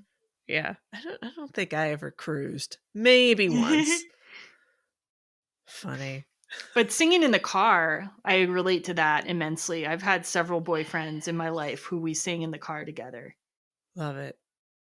I think it's sweet. I really like it. How, he gets into it, and then later on they go to his club and they get into it. Like it shows that they're not so different, that they have things in common, that they get along. Yeah. And you see other girls in a different car watching them together and being like, "Ah, so cute." So you're there's a lot of ways this movie's very clever about signaling them becoming closer. Not just them saying something, but other people noticing it and stuff like that. Right. And then the girl brings it up in school. You guys together and stuff like that. Yeah. Okay, now we get kind of for me, I don't know, the whole Nicole and her dad thing, it does motivate her character somewhat, and shows why she's so cynical about love. Their parents are divorced and her dad's kind of, not there. But I could have done without the plot line. I don't know. What do you think? It was neither here nor there for me. All I was distracted by was that he's the dad from Seventh Heaven. And I'm you've got such a dad vibe. Apparently though, there's some recent scandal where he talked about sleeping with underage girls or something. Gross. But the most religious-y show, it's ironic, but there you go. So just wanted to make a really quick correction in terms of Stephen Collins. So he did indeed engage in sexual crimes against underage girls. It doesn't look like he actually slept with any underage girls, according to the information that is known. What he has admitted to, however, is exposing himself to underage girls. And if you are interested in learning more about what is known about these crimes, I will put some articles in the show notes. But I just wanted to make that clear and make sure we're not giving you any incorrect information on the show. All right, now back to the program. Well, anyway, Nicole's dad in the movie is also kind of not a great guy. He takes her up in a hot air balloon and then asks her to go to a balloon festival in Rio, which is at the same time as Centennial, which is the most important thing in the world to Nicole. And he's totally oblivious. Then he gives her a copy of Zen and the Art of Motorcycle Maintenance, which he brought up in this balloon, apparently, and tells her that it will explain everything about him. And then she throws it out of the balloon. And did you have the same thing where you're that's going to hit somebody? And Yes. Yeah. Somebody's going to die. It's going to hit that cat that just happened to be right outside her window. Yes. I wish they'd done the sound effect. That would have been rad. No, totally thought the same thing. Yeah. That's so good. But yeah, he's a deadbeat douchey. I'm just, here to live my own life and whatever. Which is interesting because he looks so like respectable and like middle class, like I don't know, maybe they could have like grunched him up a little bit too instead of looking like a yuppie. I don't know. Yeah. Well, he has to be kind of rich to have his hobby be hot air ballooning. I mean, come on. You could be one of those rich people who pretends like they're not rich, Okay. Like yeah. Yeah. It could have worked. Okay. I see you. All right, let's see. Let's get away from Nicole's dad now. Let's see. So Chase and Nicole are still hanging out. He's out with Nicole and her friends, and the kind of popular friends are referring to Dave as designated Dave in kind of a dismissive way. Chase corrects them and says it's just Dave. His name is just plain Dave. And they kind of laugh at him behind his back after that. Nicole then tells Chase it's the same thing when you make fun of us. Like when you make fun of the popular kids, it's the same thing. And Chase says it's not. You don't root for Mr. Scrooge to look down on Tiny Tim. And then Nicole's like, you're the one calling Dave Tiny Tim and blah, blah, blah. And I think that the movie kind of does a disservice to this punching down argument here, because I think it is a true thing, like that Nicole's friends are punching down in this case. Yeah, I agree. It's like, who are the people getting the school's adulation? Who are the people getting away with like drinking and the school officials still being okay with them and stuff like that? I don't know. I don't think it's the same thing. And definitely like the popular kids tend to be the one who exclude people and like bully people more than the alternative kids. The alternative kids will make some sarcastic comments sometimes, and that's about it. I'm with you. I'm with you on that. As one of the nerds, I will say that. Yeah. And also, like, the alternative kids in this movie are kind of mean. Like, none of my friends, like, were this mean, really. I don't think. Well, maybe the alternative ones. It's like Ray and Dave. Well, there's Dulcie and her lady friends who aren't very nice to Nicole, granted, but like, but she's hanging out with the people who are bullying people, though. So that's why they're defensive when they see her, in my opinion. I like the way she responds, though. We can get to that. Yeah, we'll get to that in a minute. Yeah, but I just think the one thing this film kind of does a disservice to is the idea that like it's the film's kind of makes it seem like Nicole has a point here, which I don't know if she really does in reality. Yeah, it could have been played better, I think, too. But they do also have Chase push back and say Nicole's better than the other people, because the year that the teacher made everyone stop giving Valentines to everyone, Dave got his only Valentine from Nicole. So she is differentiated from her group. So there's a short little scene I want to highlight just so we can hear some of the music from the movie where Ray suggests the Electrocutes for the Centennial dance. And I just wanted to play this because I want to hear a little bit of the music of the Donnas that you get in the movie. So here we are. Yeah. Hey, Nicole. Yeah? Hi. Hey, you're in charge of your bands for the Centennial, right? I am. See that boy, he looks so fine. But he's got a girlfriend, my mind. What's this? It's the Electrocutes. It's the best band in town. Stylish. Thanks. You made this? Yeah. So how do you like the band? They rock, but I doubt they're up in their brandy. Brandy? There's a sister with edge. That's the direction the committee's going, Ray. Quality with mass appeal. You say oxymoron? Okay, so before we move on to the Donnas / the Electrocutes, I just really want to quick say that another thing that like is a little bit questionable in this movie's presentation is making Brandy the bad guy. Okay, because like Brandy's all right, but because be done on Brandy. The committee wants a band that sounds like Brandy. And Brandy, of course, is a black singer, like very successful at the time. In 1998, she had just released a new album, Never Say Never, with the hit singles The Boy Is Mine and Have You Ever. And again, this is another instance where the white people are portrayed in a better light. You know what I'm saying? Like, it's a little awkward for me, like, to watch this now. It's like Brandy's kind of dismissed as being bad music, and the Donnas are lifted up as being good music. And you could have gone with Celine Dion, and still gone the same way. You know what I mean? It just feels a little awkward to me with the way that there are really no non-white characters in the movie who are portrayed as being like super positive, except maybe one of Dulcie's friends who's a little nicer to Nicole. Like that's about it. And she gets like one line. Yeah. It's very of the time, which is shitty. I hope we're doing better, Anyway, Brandy, we're sorry. I know. But moving on to the Donnas, who are also pretty awesome. They formed in 1993. They got alternative cred in the late 90s, and then they signed with Atlantic Records in 2001, and they gained wider commercial success. They eventually dissolved in the mid-2010s. The song we heard there was Get Rid of That Girl. And it's funny enough, the lyrics are about killing a guy's girlfriend so you can hook up with him. That very poppy song we just heard. I love it. I was like, woo, who are these people? I love them so much. Yeah, it's pretty great. Anyway, yeah, like I think Brandy in some senses would then be more appropriate for a dance, but like anyway, yeah, that's the Donnas / the Electrocutes. I like how Ray gets credit for directing their music video. Mm-hmm. I couldn't find out who actually directed it, so maybe he did.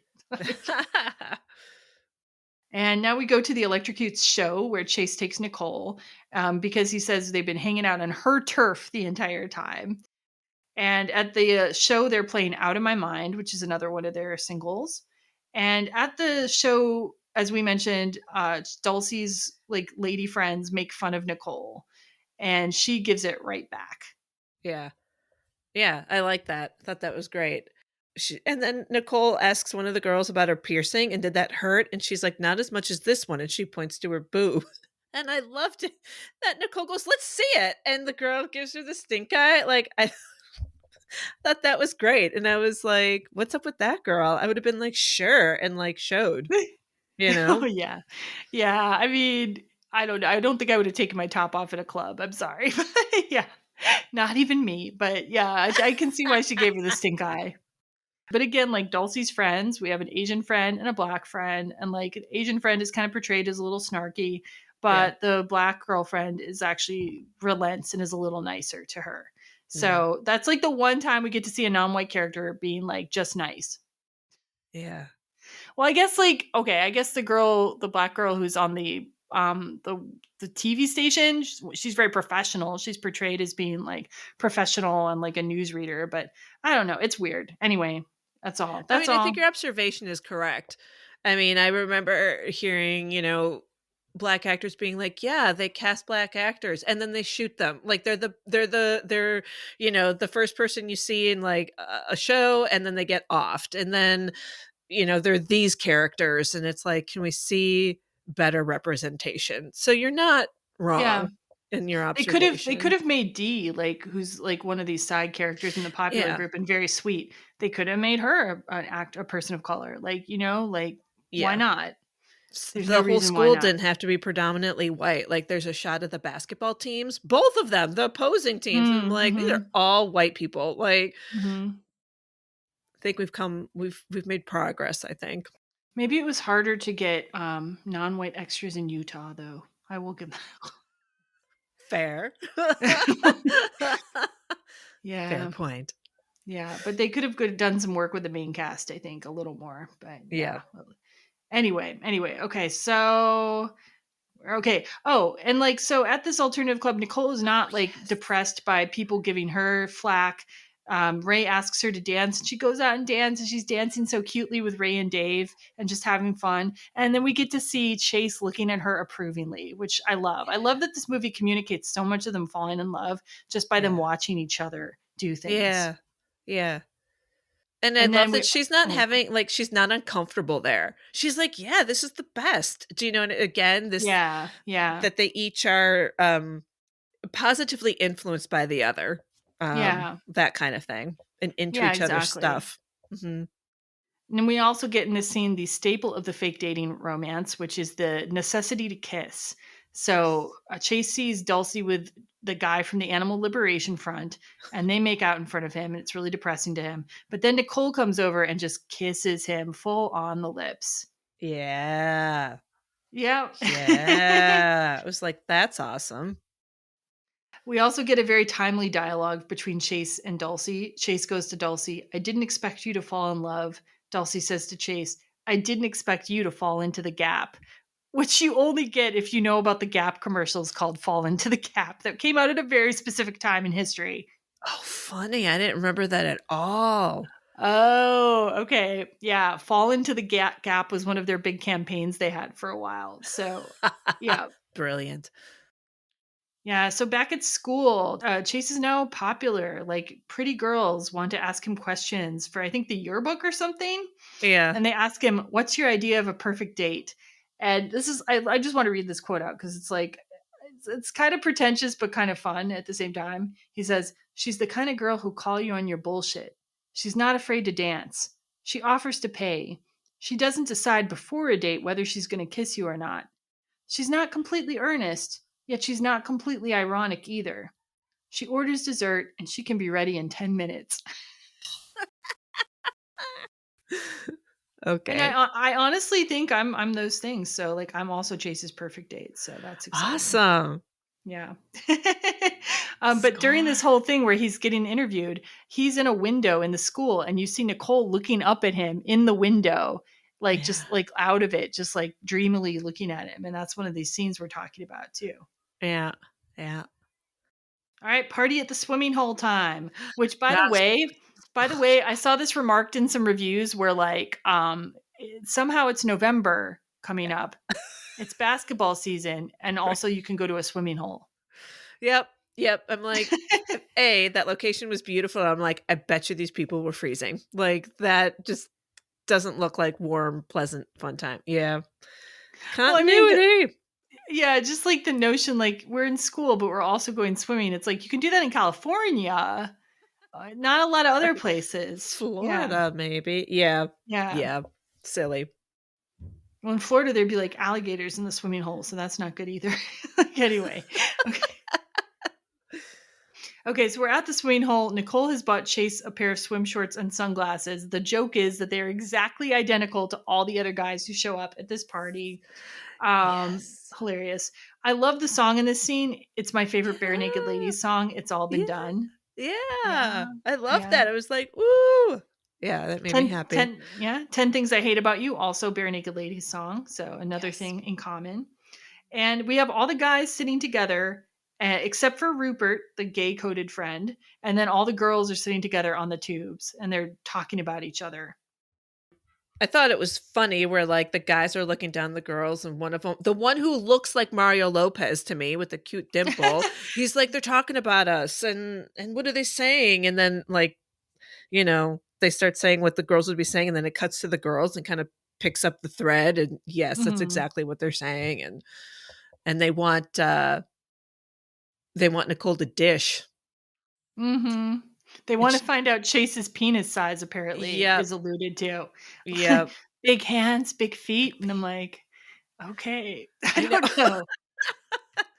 I literally never had a girl ask me that. Of course, I wasn't dating a lot then, but I like even when I started dating, I never had a girl be like, "So what's his penis size?" Yeah, I know. Or even like in that way either. Yeah. It was written by dudes, so funny. I mean, we might tell each other some information like that, but people aren't fishing for it. At least not in my friend group. Same. Anyway. So I have a little clip of a conversation now that Chase has with Dee, who we haven't talked about much.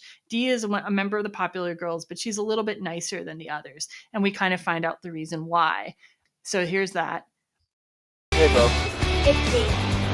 Oh, yeah. Sorry about that. It never was, Bo.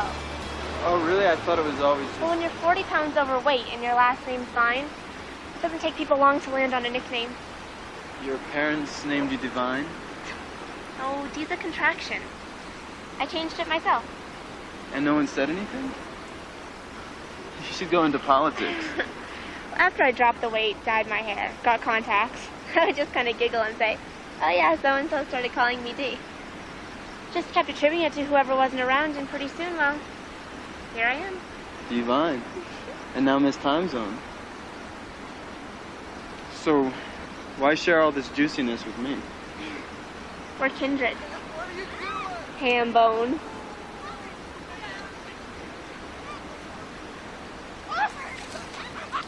You think you're happier now? I don't know. You? Jerry's still out. It may have been a short list, but before I became what I am now, at least I knew who cared about me.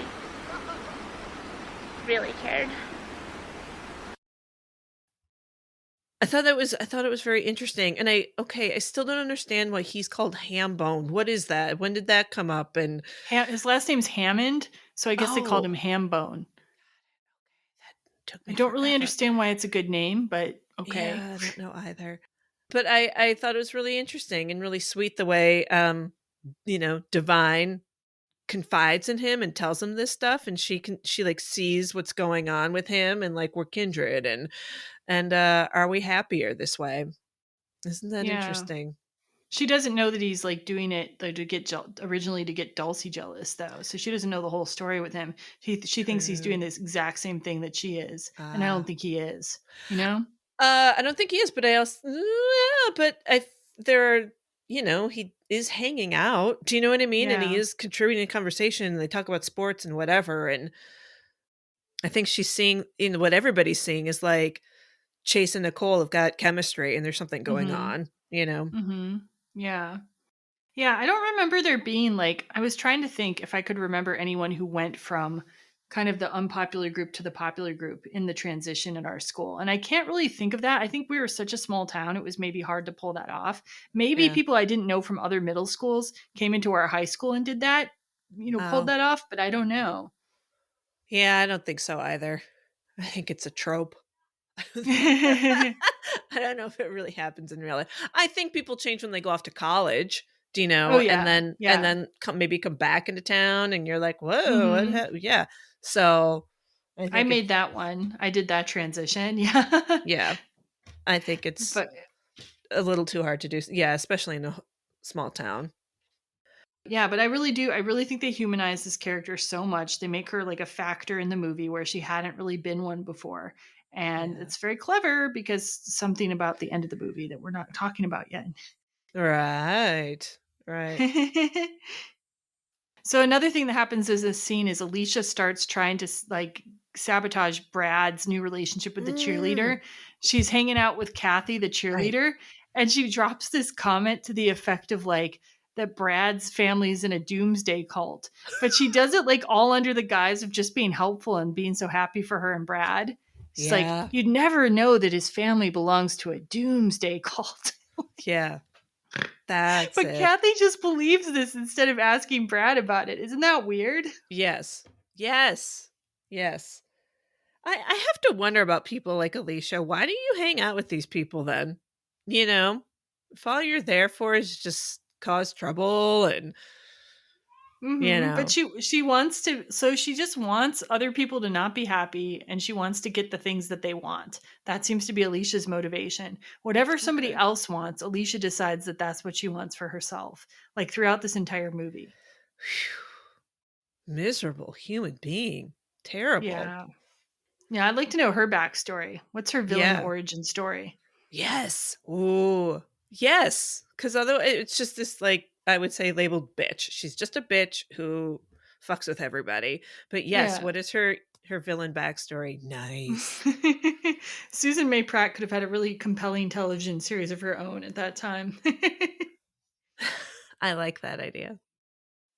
So we also get you were alluding to this, another scene of Melissa Joan Hart, Nicole watching Chase play with some kids at the swimming hole, and they're playing with their water guns, and she's just looking on lovingly like, oh, isn't that cute? Yeah. And as they leave the swimming hole, they go back to Nicole's house, and when he drops her off at her door, you see the thing where she puts her back against the door that he's just closed. Yes. She's gonna go into a faint of being into him. Yeah. I feel that. Oh wait, but we skipped something. I'm sorry, we skipped something. Right before that, though, Nicole tells Chase that she's sorry because we find out their whole backstory. Chase's mom had gotten very sick and died, And Nicole apologizes because she couldn't handle being around his house and how sad everything was at that time. And she was scared, which I totally think a middle schooler would feel scared, you know? Yeah. Yeah. That felt real. And so she stopped hanging out with him. Yeah. And then he started acting out in school, and she was confused and scared by that too. And so she stopped hanging out with him for that reason as well. So, but she apologizes to him, and you can feel him like really registering it. Anyway, we're going to now go to our spoiler section. So if you haven't seen Drive Me Crazy, go and see it. Like, it's not that hard to find. I think it's streaming on Max right now, and it's also like probably at your local library. So seek that out. And if you don't want to be spoiled, wait until you see it and then come back and listen to the rest. Okay, so now after this idyllic scene at this swimming hole, we start to have some complications again. So first, Nicole and Dulcie end up being assigned to work together in science class, and Nicole takes the opportunity to explain to Dulcie why Chase wasn't into the Animal Liberation Front, which is that his mom had cancer, and so animal testing would be something that is used to try to cure cancer. Dulcie now has a new understanding of Chase and realizes he's not just some disaffected youth. He actually has reasons for not being interested in Elf. I like that discussion happened, and that like helped give us some story and, you know, character driven choices and stuff like that. But then like Dulcie just leaves. She just leaves class. And it's like, who does that? And then she just goes to the window, and Chase just happens to be walking on the street. So there was just some like points there where I'm like, convenient and how silly. And anyway, yeah, that was my one thing there. That I didn't even notice. That's funny. Wow, I'm just like, the movie just led me along by the nose, and I was like, oh yeah, that makes sense.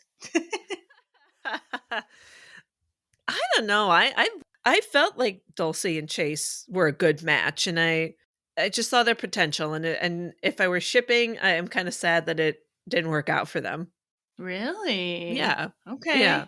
No, I see. I think Chase needs someone. I think Chase needs someone more like Nicole, because he can be a little down and a little sardonic and a little cynical, and she is so bright and like energetic, and like she brings him up. And then at the same time he makes her more serious and like care about more authentic things and be in touch with her emotions more than her type A thing that she's doing.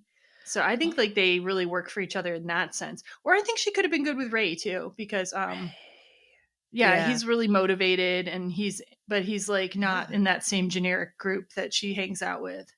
Yeah. Yeah. I just feel like Dulcie's too similar to Chase in certain ways. I feel like they both have a tendency to be dark and gloomy. And if you put that together, it's too much dark and gloominess. Very wise of you. But a lot of making out. They do seem to like making out with each other. Indeed. Yeah. I don't know. That's my take on it. Yeah. Well, anyway, before we get to the end of everything, we go to Brad's party. Basketball player Brad is having a party. Finally, we hear the Britney Spears song that this whole movie has been hinged around, apparently. Even though it's totally not a significant moment, really. You know, I mean, the most like Chase and Nicole walk into the party together holding hands, but this is when everything's about the shit's gonna hit the fan. It's not like their triumphant moment or something. Right. This is not the song that's a good setup, though, don't you think? Like, I guess. You know, it seems like we're holding hands now, and but you're using this title song for this moment when things are about to go. You see what I'm saying? It's like the songs I associate with their romance. This is not one of them. No, me neither. So Alicia at this party is jealous of Nicole's happiness with Chase. We see her looking from afar. While Nicole is talking with Brad, Alicia gets drunken Chase to kiss her. And then she makes sure that Nicole sees this, and she pretends to push Chase away like he is like come on to her. So, but he does kind of kiss her back though. So I don't know. Yeah, it really does seem like Chase has actively kissed Alicia, but he also thinks that Nicole's into Brad again. Right. And also there was a whole tequila shot thing happening. So it's kind of like he kissed her, but also like he wasn't, you know, making that choice initially. I don't know. Right. What do you think? No, right. I mean, I actually feel like the whole push away and like never in a million years guy, but then she looks at Nicole and smiles in a bitchy kind of way. Like, so I don't know why she bothered with that. Like, this wasn't my idea, but then looks like, see, la la la la. And then, I mean, I love that, like, Chase is jealous when Nicole's talking to Brad, like he's looking and keeping his eye out on things, and all the misunderstanding, who's into who, Alicia being mean. Yeah. A lot of drums, a lot of drums. So much drama. Nicole leaves the party and Dave comes to give Chase a safe ride. And he and Dave have a little like argument now. Dave goes, "Who all was at the party?" Chase says, "Everybody." And then Dave says, "Everybody was not at the party. I wasn't there. Ray wasn't there." And he's like, "Look, you've forgotten your roots, dude." Yeah. Yeah, they have a little, I thought that was good. They had a little fight there. I also thought it was interesting, like, so in this moment, Dave gets a call to do a safe ride, and Chase is like, you don't have to go. There are plenty of sober people there. They just don't want to leave the party. Like, I appreciate that he calls out, like, a lot of people are just, why wouldn't you take your friend that you're at a party with home? Like, why? Yeah. So, but I also think it's super sweet that Dave's like, I've got to do it. Yeah. Made me think of his backstory. Like, did he lose somebody to a drunk drive? Like, what, more than just wanting people to like him? I don't know. I don't know. I think he's doing it for his college resume, but oh, hey, that's legit. I'm okay with that. Yeah. He doesn't strike me as that dark, but maybe. You never know. This could have been a whole TV show. Sybil always wants everything to be a TV show, so we get everybody's backstory. I like and I think you could have had a good TV show here. Yes. Yeah. Yeah. The Time Zone universe. I mean, it was a book series after all, so. Oh, there you go. Yeah. That makes sense. Yeah, and then the ride Dave gets called for is Dee's boyfriend Eddie is drunk. And Eddie's trying to like kind of molest Dee a little bit. She doesn't want him touching her in certain places. He's trying. And then when she stops him, he says, "Kiss my ass, you once fat bitch." Oh, he's so mean. Yeah. So mean. But I love that Dave pulls over and kicks Eddie out. And like, he's not going to have that bullshit in his car. But then Eddie beats him up. And my favorite part, Dee maces Eddie. And he's writhing on the side of the road. I'm like, good. Yeah. That asshole. Yeah. And then Dee and then Dave drives Dee back to the party. Yeah, it's good that this interaction was there. It's really necessary for what happens later in the movie. And like, and man, and it is really indicative too of the brutality of some of these popular people can have towards people who are, not fitting in, even remembering that she used to be fat and then thinking that she should feel somehow grateful that he's interested in her. Yeah. Yeah. So now we get to a part where we get to see Ray's like work in action. He plants a movie he's been working on into the high school TV news broadcast. This is also, it seems like the next day, and there's all this fallout from the party, and like, Chase, kind of confronts Nicole like, hey, and she's like, this is it. It's over. We played our parts, and because isn't he back with Dulcie? Like, didn't she I don't come think he's back with Dulcie right away. So like, I think like it's sort of like the way this is playing out in school, it's kind of like he assumes that she's trying to be with Brad and then Dulcie's trying to get together with him. And it's like they're both assuming the wrong thing about each other. And he does kind of let Dulcie then kiss him, but he's like super not into it. But I don't think that's happened yet at this point. I think that's a little after this part. So, but we're gonna get to Ray's movie now. This is Ray's big work, and he plants it in the high school TV news broadcast. It's set to a cover of "The In Crowd" by Phantom Planet. "The In Crowd" was originally this 1964 song written by Billy Page and first performed by Dobie Gray. And at that time, when this song came out, it was kind of like a celebrating being in the in crowd, and it's cool to be in with the people who are like, it's really interesting. It's a very poppy 60s song about how good it is to be like the people that everybody knows and wants to hang out with. And this Phantom Planet song is like this ironic cover Phantom Planet's version is much more like, I'm in with the in crowd, like kind of making fun of the concept of being in with the in crowd in a way, like just by the tone of voice. This is a song that's the backing of Ray's video, and then it's like scenes of popular teens drinking and doing drugs or being at pep rallies, and he's doing these comparison shots, like intercutting with animals and with Nazis at the pep rally. So and then like you see the popular kids watching themselves doing the drugs being broadcast to their school and other stuff like that. And yeah, like I would have found that funny in high school. I can also see how it would seem mean-spirited to other people. I don't know. What is your take on it? Yeah, I mean, it keeps in line with how like Ray and Dave and Chase, you know, it like in the beginning with the sprinkler thing are trying to make a comment about like the sheep and the herd and the, and so like Ray continues with that and he even invites Chase to come with him and like edit with him, and, but Chase goes to the watering hole instead. So I kind of like that it keeps up with them. I also think as a tool, it helps like Chase and Nicole kind of, mirror to the face kind of thing. I mean, it opens with like Chase puking at that party, and like as a means of being like, this is not where I want to be, and this is not me, and he like fell into all of that, or it got too deep into that scene. But yeah, I mean it's not nice either. It's like everyone's one-upping, who's gonna trash the other group more. Kind of back to the conversation that Chase and Nicole have, like it's the same thing when you guys make fun of us and we make fun of you. Like, I still think a lot of the targets in the movie are fair game, like certainly Alicia's fair game. Yeah. Yeah. And yeah, and I do think pep rallies as a whole, like that's fair game to like think about the ways that these things are similar to like political movements, like sports and so forth.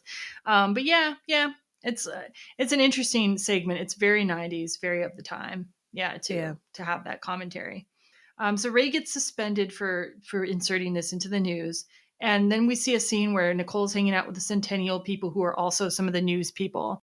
And they talk shit about him.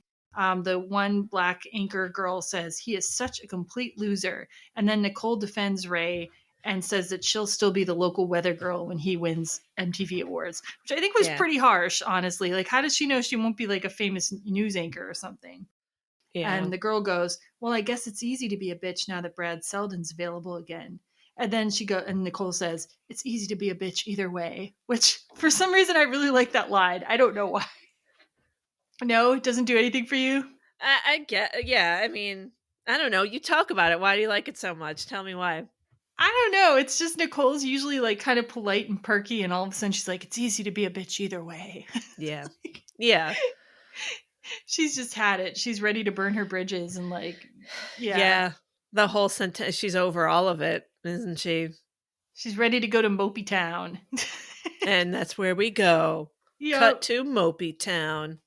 We get our standard Mopey montage set to like one of my favorite songs in the movie. I really like this song. It's called Stranded by an artist called Tiffany Arbuckle, who at the time was performing as Plumb, Plumb. And I just like, it's a nice like girl group, like girl singer vibe thing from that era. I have a whole backstory about the band Plumb. Really? Yep. So I looked it up and I'm like, Plumb? I'm like, I know who that is. She started off in the Christian rock scene, and I have an album of hers on tape. Plumb. Yep, I do. Okay. Yeah. And so I've read up on it, and like her music was wound up being a little too dark, quote unquote, for the Christian rock scene. Like she talked about a girl being molested as a child, and she talks about cutting and like too deep, too real for Christian music back in the 90s. And like she got out of that scene, but she won a Dove Award, I think. And so anyway, I thought that was hilarious, and that another Christian rock band, Jars of Clay, is on the soundtrack in this too. And I guess Plumb and Jars of Clay collaborated and worked together and stuff like that. So shout out to part of my 90s youth for Christian rock music. Yes. Very interesting. Very interesting. Yeah. Well, this is one of my favorite songs, like on the soundtrack. I think it's really pretty. And it's like the mopey montage song. Chase is trying to call Nicole repeatedly, but she ignores the calls. We see less mopey things. Dave is looking forward to his date because he's made a date with daughter Judy to go to Centennial. Yes. His internet friend. And Brad asks Nicole out, but we don't see what happens with that. We see Dulcie tackle Chase instead. And Dulcie starts making out with Chase. And she's got this really terrible hairstyle too, by the way. Now she's got these weird spiral curls, which I hate. But anyway, I don't think that's the reason, though, that Chase seems completely uninterested in making out with her, but does so anyway. And we get Nicole advertising Centennial on the news broadcast. And then immediately after she's done doing her advertisement, she's all emo. And yeah, she's like, none of it matters. None of it matters anyway. Yeah. And then Dee comes up to talk to her about Chase. And says, Dee says, aren't you happy? Because now Brad's available and didn't you want to go with him anyway? And she says, I finally got what I wanted, but it doesn't matter anymore. And we see Ray overhearing this. So that's important. Yeah. Ray always got his eyes on her. Yeah. But not in a sleazy way, like in he likes her from afar away. Oh. Which makes I can tell you're shipping them. You're shipping that instead, aren't you? Not instead, but yeah, there is a ship happening. Yeah. There's a whole fanfic happening over there. Yeah. Okay, now we come to Centennial. Okay. First of all, there's a huge freaking carnival that opens this scene, and we barely see this carnival at all. Like, did they just happen there was a carnival in the area and they got a shot of it? Or did they literally set up a giant carnival that they barely use in their movie? I hear you, and I have no idea. I'm like, what the hell's this carnival? Like, it just appears. It just appears.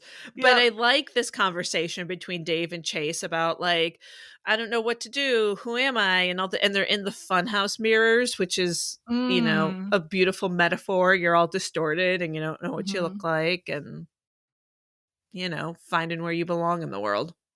That's true. That's true. So for that metaphor, that's what they used it for, and I can live with that. I really hope that they just happened to know a carnival that was nearby, though, and they did not spend the money to put together a Ferris wheel that they never use. Like, that's all I gotta say. I appreciate that. Like the dance troupe for at the basketball game. Yeah. Yes. Okay. Anyway, Nicole is at home now, crying before the dance, but then she calls up Ray to go to the dance, and I gotta say, that's pushing it kind of close to call him up the night of the dance to go to the dance. You could have done this like 4 days ago and been a little nicer to the man. Right. Oh, not even like the night of. Like, mom's getting ready to go. She's like, I'm ready to leave. Are you? And I'm like, whoa. That was fast. Ray is really freaking on call here. He has like a pager to go to dances with people, apparently. So yeah. Was it a pager or a caller ID thing? No, I was joking like Dave. I was joking funny. Like he also has That's a pager. Funny. But he does pick up like a caller ID, like an attachment thing. I thought that was hilarious. And yeah. Of the time. Yeah, there's a speakerphone in this movie too. That was like super like advanced for the time. There's a speakerphone, a pager, a caller ID, like the future in 1999. Yeah. So we see a shot of Dave walking up to the house to pick up daughter Judy. We do not see who it is, but we see that he is very excited. By the way, did you guess who it was going to be? I had a feeling. You did. Good. Yeah, I kind of had a feeling. Good. Now we're at the dance. Alicia fake apologizes for going to the dance with Brad. And Nicole, of course, was asked by Brad. And she says, like, I already had a date, which she didn't, of course. But she said, I let him know you were easy. Again, with the slut shaming. Yeah. All right. So we have this whole Alicia thing. Alicia's out of the picture now. And now we have Chase mopily driving around with Dulcie. And now that's the most depressing coffee shop interior ever. Yeah. Another depressing coffee shop. What is going on? Like, everyone's wearing like dark clothes. There's no lights in this coffee shop. There's this like really downbeat music played. It's like, wow. I love the acting though between these two actors. Like, I really think that, what was her name? Allie Larder. Yeah, I think she does great here. Chase is looking at her, and because he stays at the door, and she turns around and she motions. She's like, come on over. And he stands there, and you see it in his eyes. It's over, and you see it in her eyes, and she kind of looks away, and her eyes are glistened. And I thought that was great. Yeah, it was a very good over. breakup moment. Yeah. And it's so great when you can have that economy in a movie where you don't have to have everything be a conversation, where there's just moments where you just get these visual cues. And I think this movie is particularly good at that. I agree. Yeah. So then back to the dance. Dad shows up at the dance. Okay, for a second, I'm like, what the hell are parents doing here? And then I remembered it's like, oh, it's alumni. It's like a whole town thing. Yeah. Because, usually these dance things are like the prom. Yeah. Well, he shows up just long enough to be like, I'm here at this dance where instead of at my balloon festival. And then it's like, now I'm going to go with the aged in the balcony. And it's like, well, okay. Like, and then we also get Chase's dad, who just shows up for a minute. It's like, I'm here dancing. And it's like, okay, this did not feel necessary or urgent to me, any of this. I know. It doesn't feel necessary or urgent, but it does tie up an end. Like, we get to see that Nicole's dad is going to do better. He kindly skipped his own thing to be there for his daughter, who he didn't know. And I love the way that Ray is like, she did all this. Isn't she amazing? Yeah. Now we come to like the Miss Time Zone reveal. And not Miss Time Zone. We know who Miss Time Zone is. Dee is Miss Time Zone. But the big reveal is that she is daughter Judy and Dave is her date. And like they get the whole reveal is done there. That's fantastic. I like that a lot. And it's good that they've had this prior connection. Like they've had this moment where he stood up for her, in a purely selfless way, like not to get anything. Yes. So we also get the unveiling of their senior sculpture, which what is up with this sculpture? It's the weirdest looking thing ever. I'm like, what the hell? That's like what all that money went to? Give me a break. Yeah, right? Could have done There's so much better. This big crystal ball in this metal thing, and then Chase is sitting on it, and then he slides down it. And it's like, I feel like you could break that thing, really. Like, I don't know. It's weird. Yeah, a little weird. But this is the big reveal of Chase has shown up at the dance in his nice suit to see Nicole. And we see Nicole seeing him, and she's so excited. And and it's kind of the grand gesture, I guess you could say, of the movie. Mm-hmm. Yeah. I don't know. I think having the Electrocutes start playing on the dance, and then to raise the light, and then he says to Nicole, how did you do that, and why didn't you say anything? She's like, I want it to be a surprise. And he's so surprised. That was really sweet. See, except she wanted to be a surprise. She only asked him to the dance an hour before the dance. He wouldn't have been at the dance at all if she hadn't asked him. Good point. Continuity. Good point. Unless she knew somehow that he was going to be at the dance anyway to film it or something. Maybe that's what it is. Maybe. I don't know. But yeah, he's suspended too. So how does this universe work? I don't understand. Lots Sophia. of problems. I don't understand what's happening here. No, I know. But then this whole exchange is super sweet. Like, Chase has shown up, and Chase and Nicole, eye contact. And then Ray hands Nicole over to Chase, and it's so sweet. And he gives her like a hug, and what? Who are you? It was sweet. Because he recognizes that she wants to be with him. And the Electrocutes start playing Keep On Loving You, the song that Nicole and Chase were listening to in the convertible. So yes, everything's tying together here. Yep. And then the lines they have when they start dancing with each other are like my faves. Yeah. Like Nicole goes to Chase, so who are we making jealous? And Chase says, everyone, Nicole, everyone. Yeah. That was pretty great. Yeah, the best. I was hoping for a kiss here. I was really surprised. I was like, what? No kiss? I was okay with that. They're probably still a little shy. And it's in front of everybody, and their parents are there, and they're on the big television screen too, as we see. Right. I thought that was hilarious. Yeah. They had a television screen. They've got this giant sculpture, like all kinds of weird shits going on. Yeah, at this party. But I have now a clip of the very end scene, so we can play that. I don't know that I've ever been walked through my door before. Oh, well, I rented the limo. I get to be the guy. Oh, yeah? So I guess that makes me the girl, huh? Right.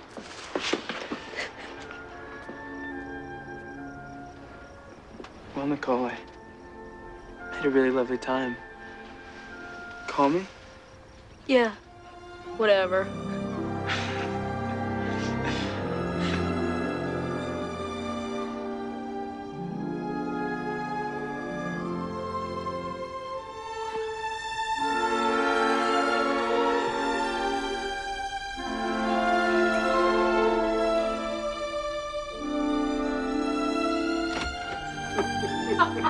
Mom? Oh. It must have been an interesting evening. Dad? Chase? Oh. Should we tell him? We're moving in together. Yeah. Obviously, we all need to think about what this means. Sure, well, tell you what, why don't you two think about it here and we'll go think about it in the treehouse.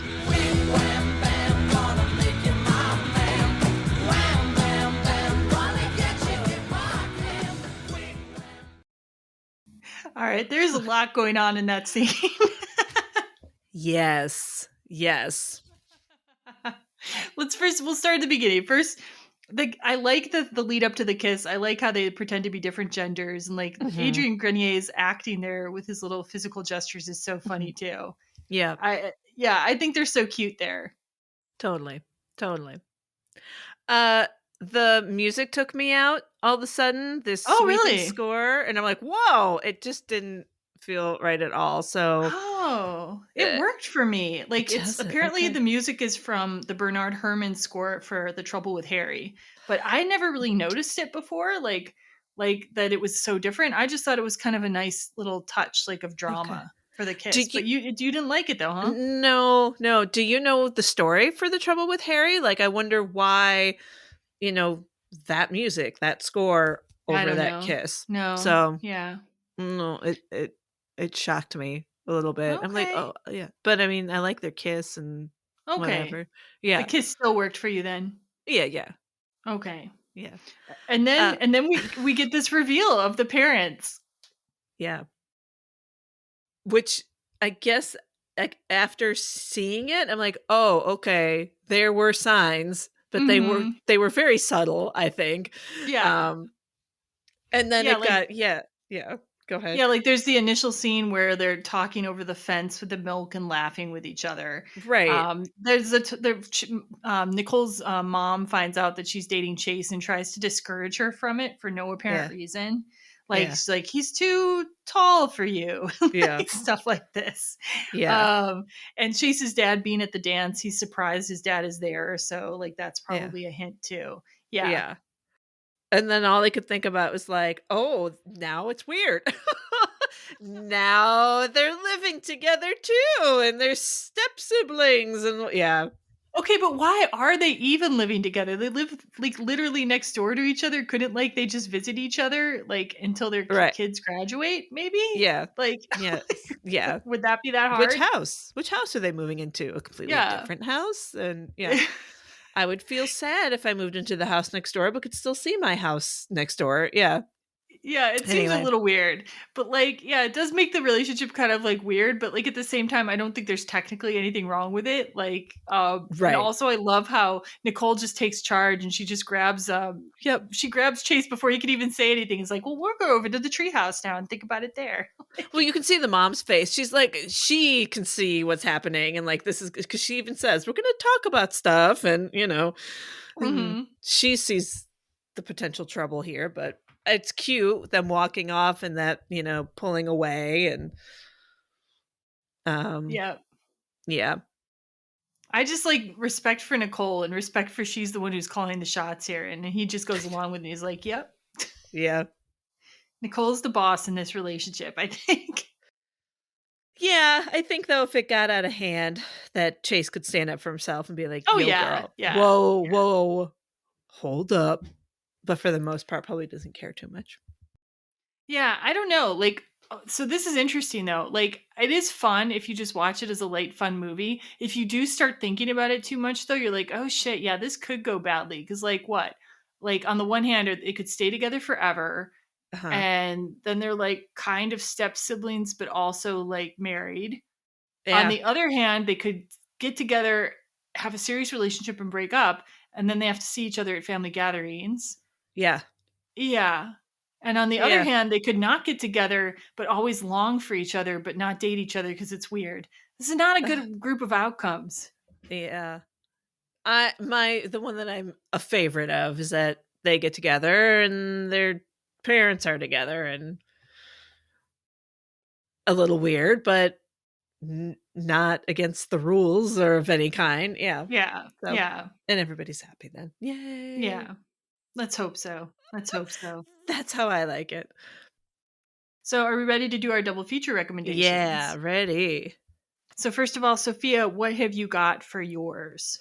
So, I wanted to not, but I couldn't help it too. But 10 Things I Hate About You from 1999, same time period, couple same characters, or not characters, but an actor, our girl there, Susan May, showing up in both of them.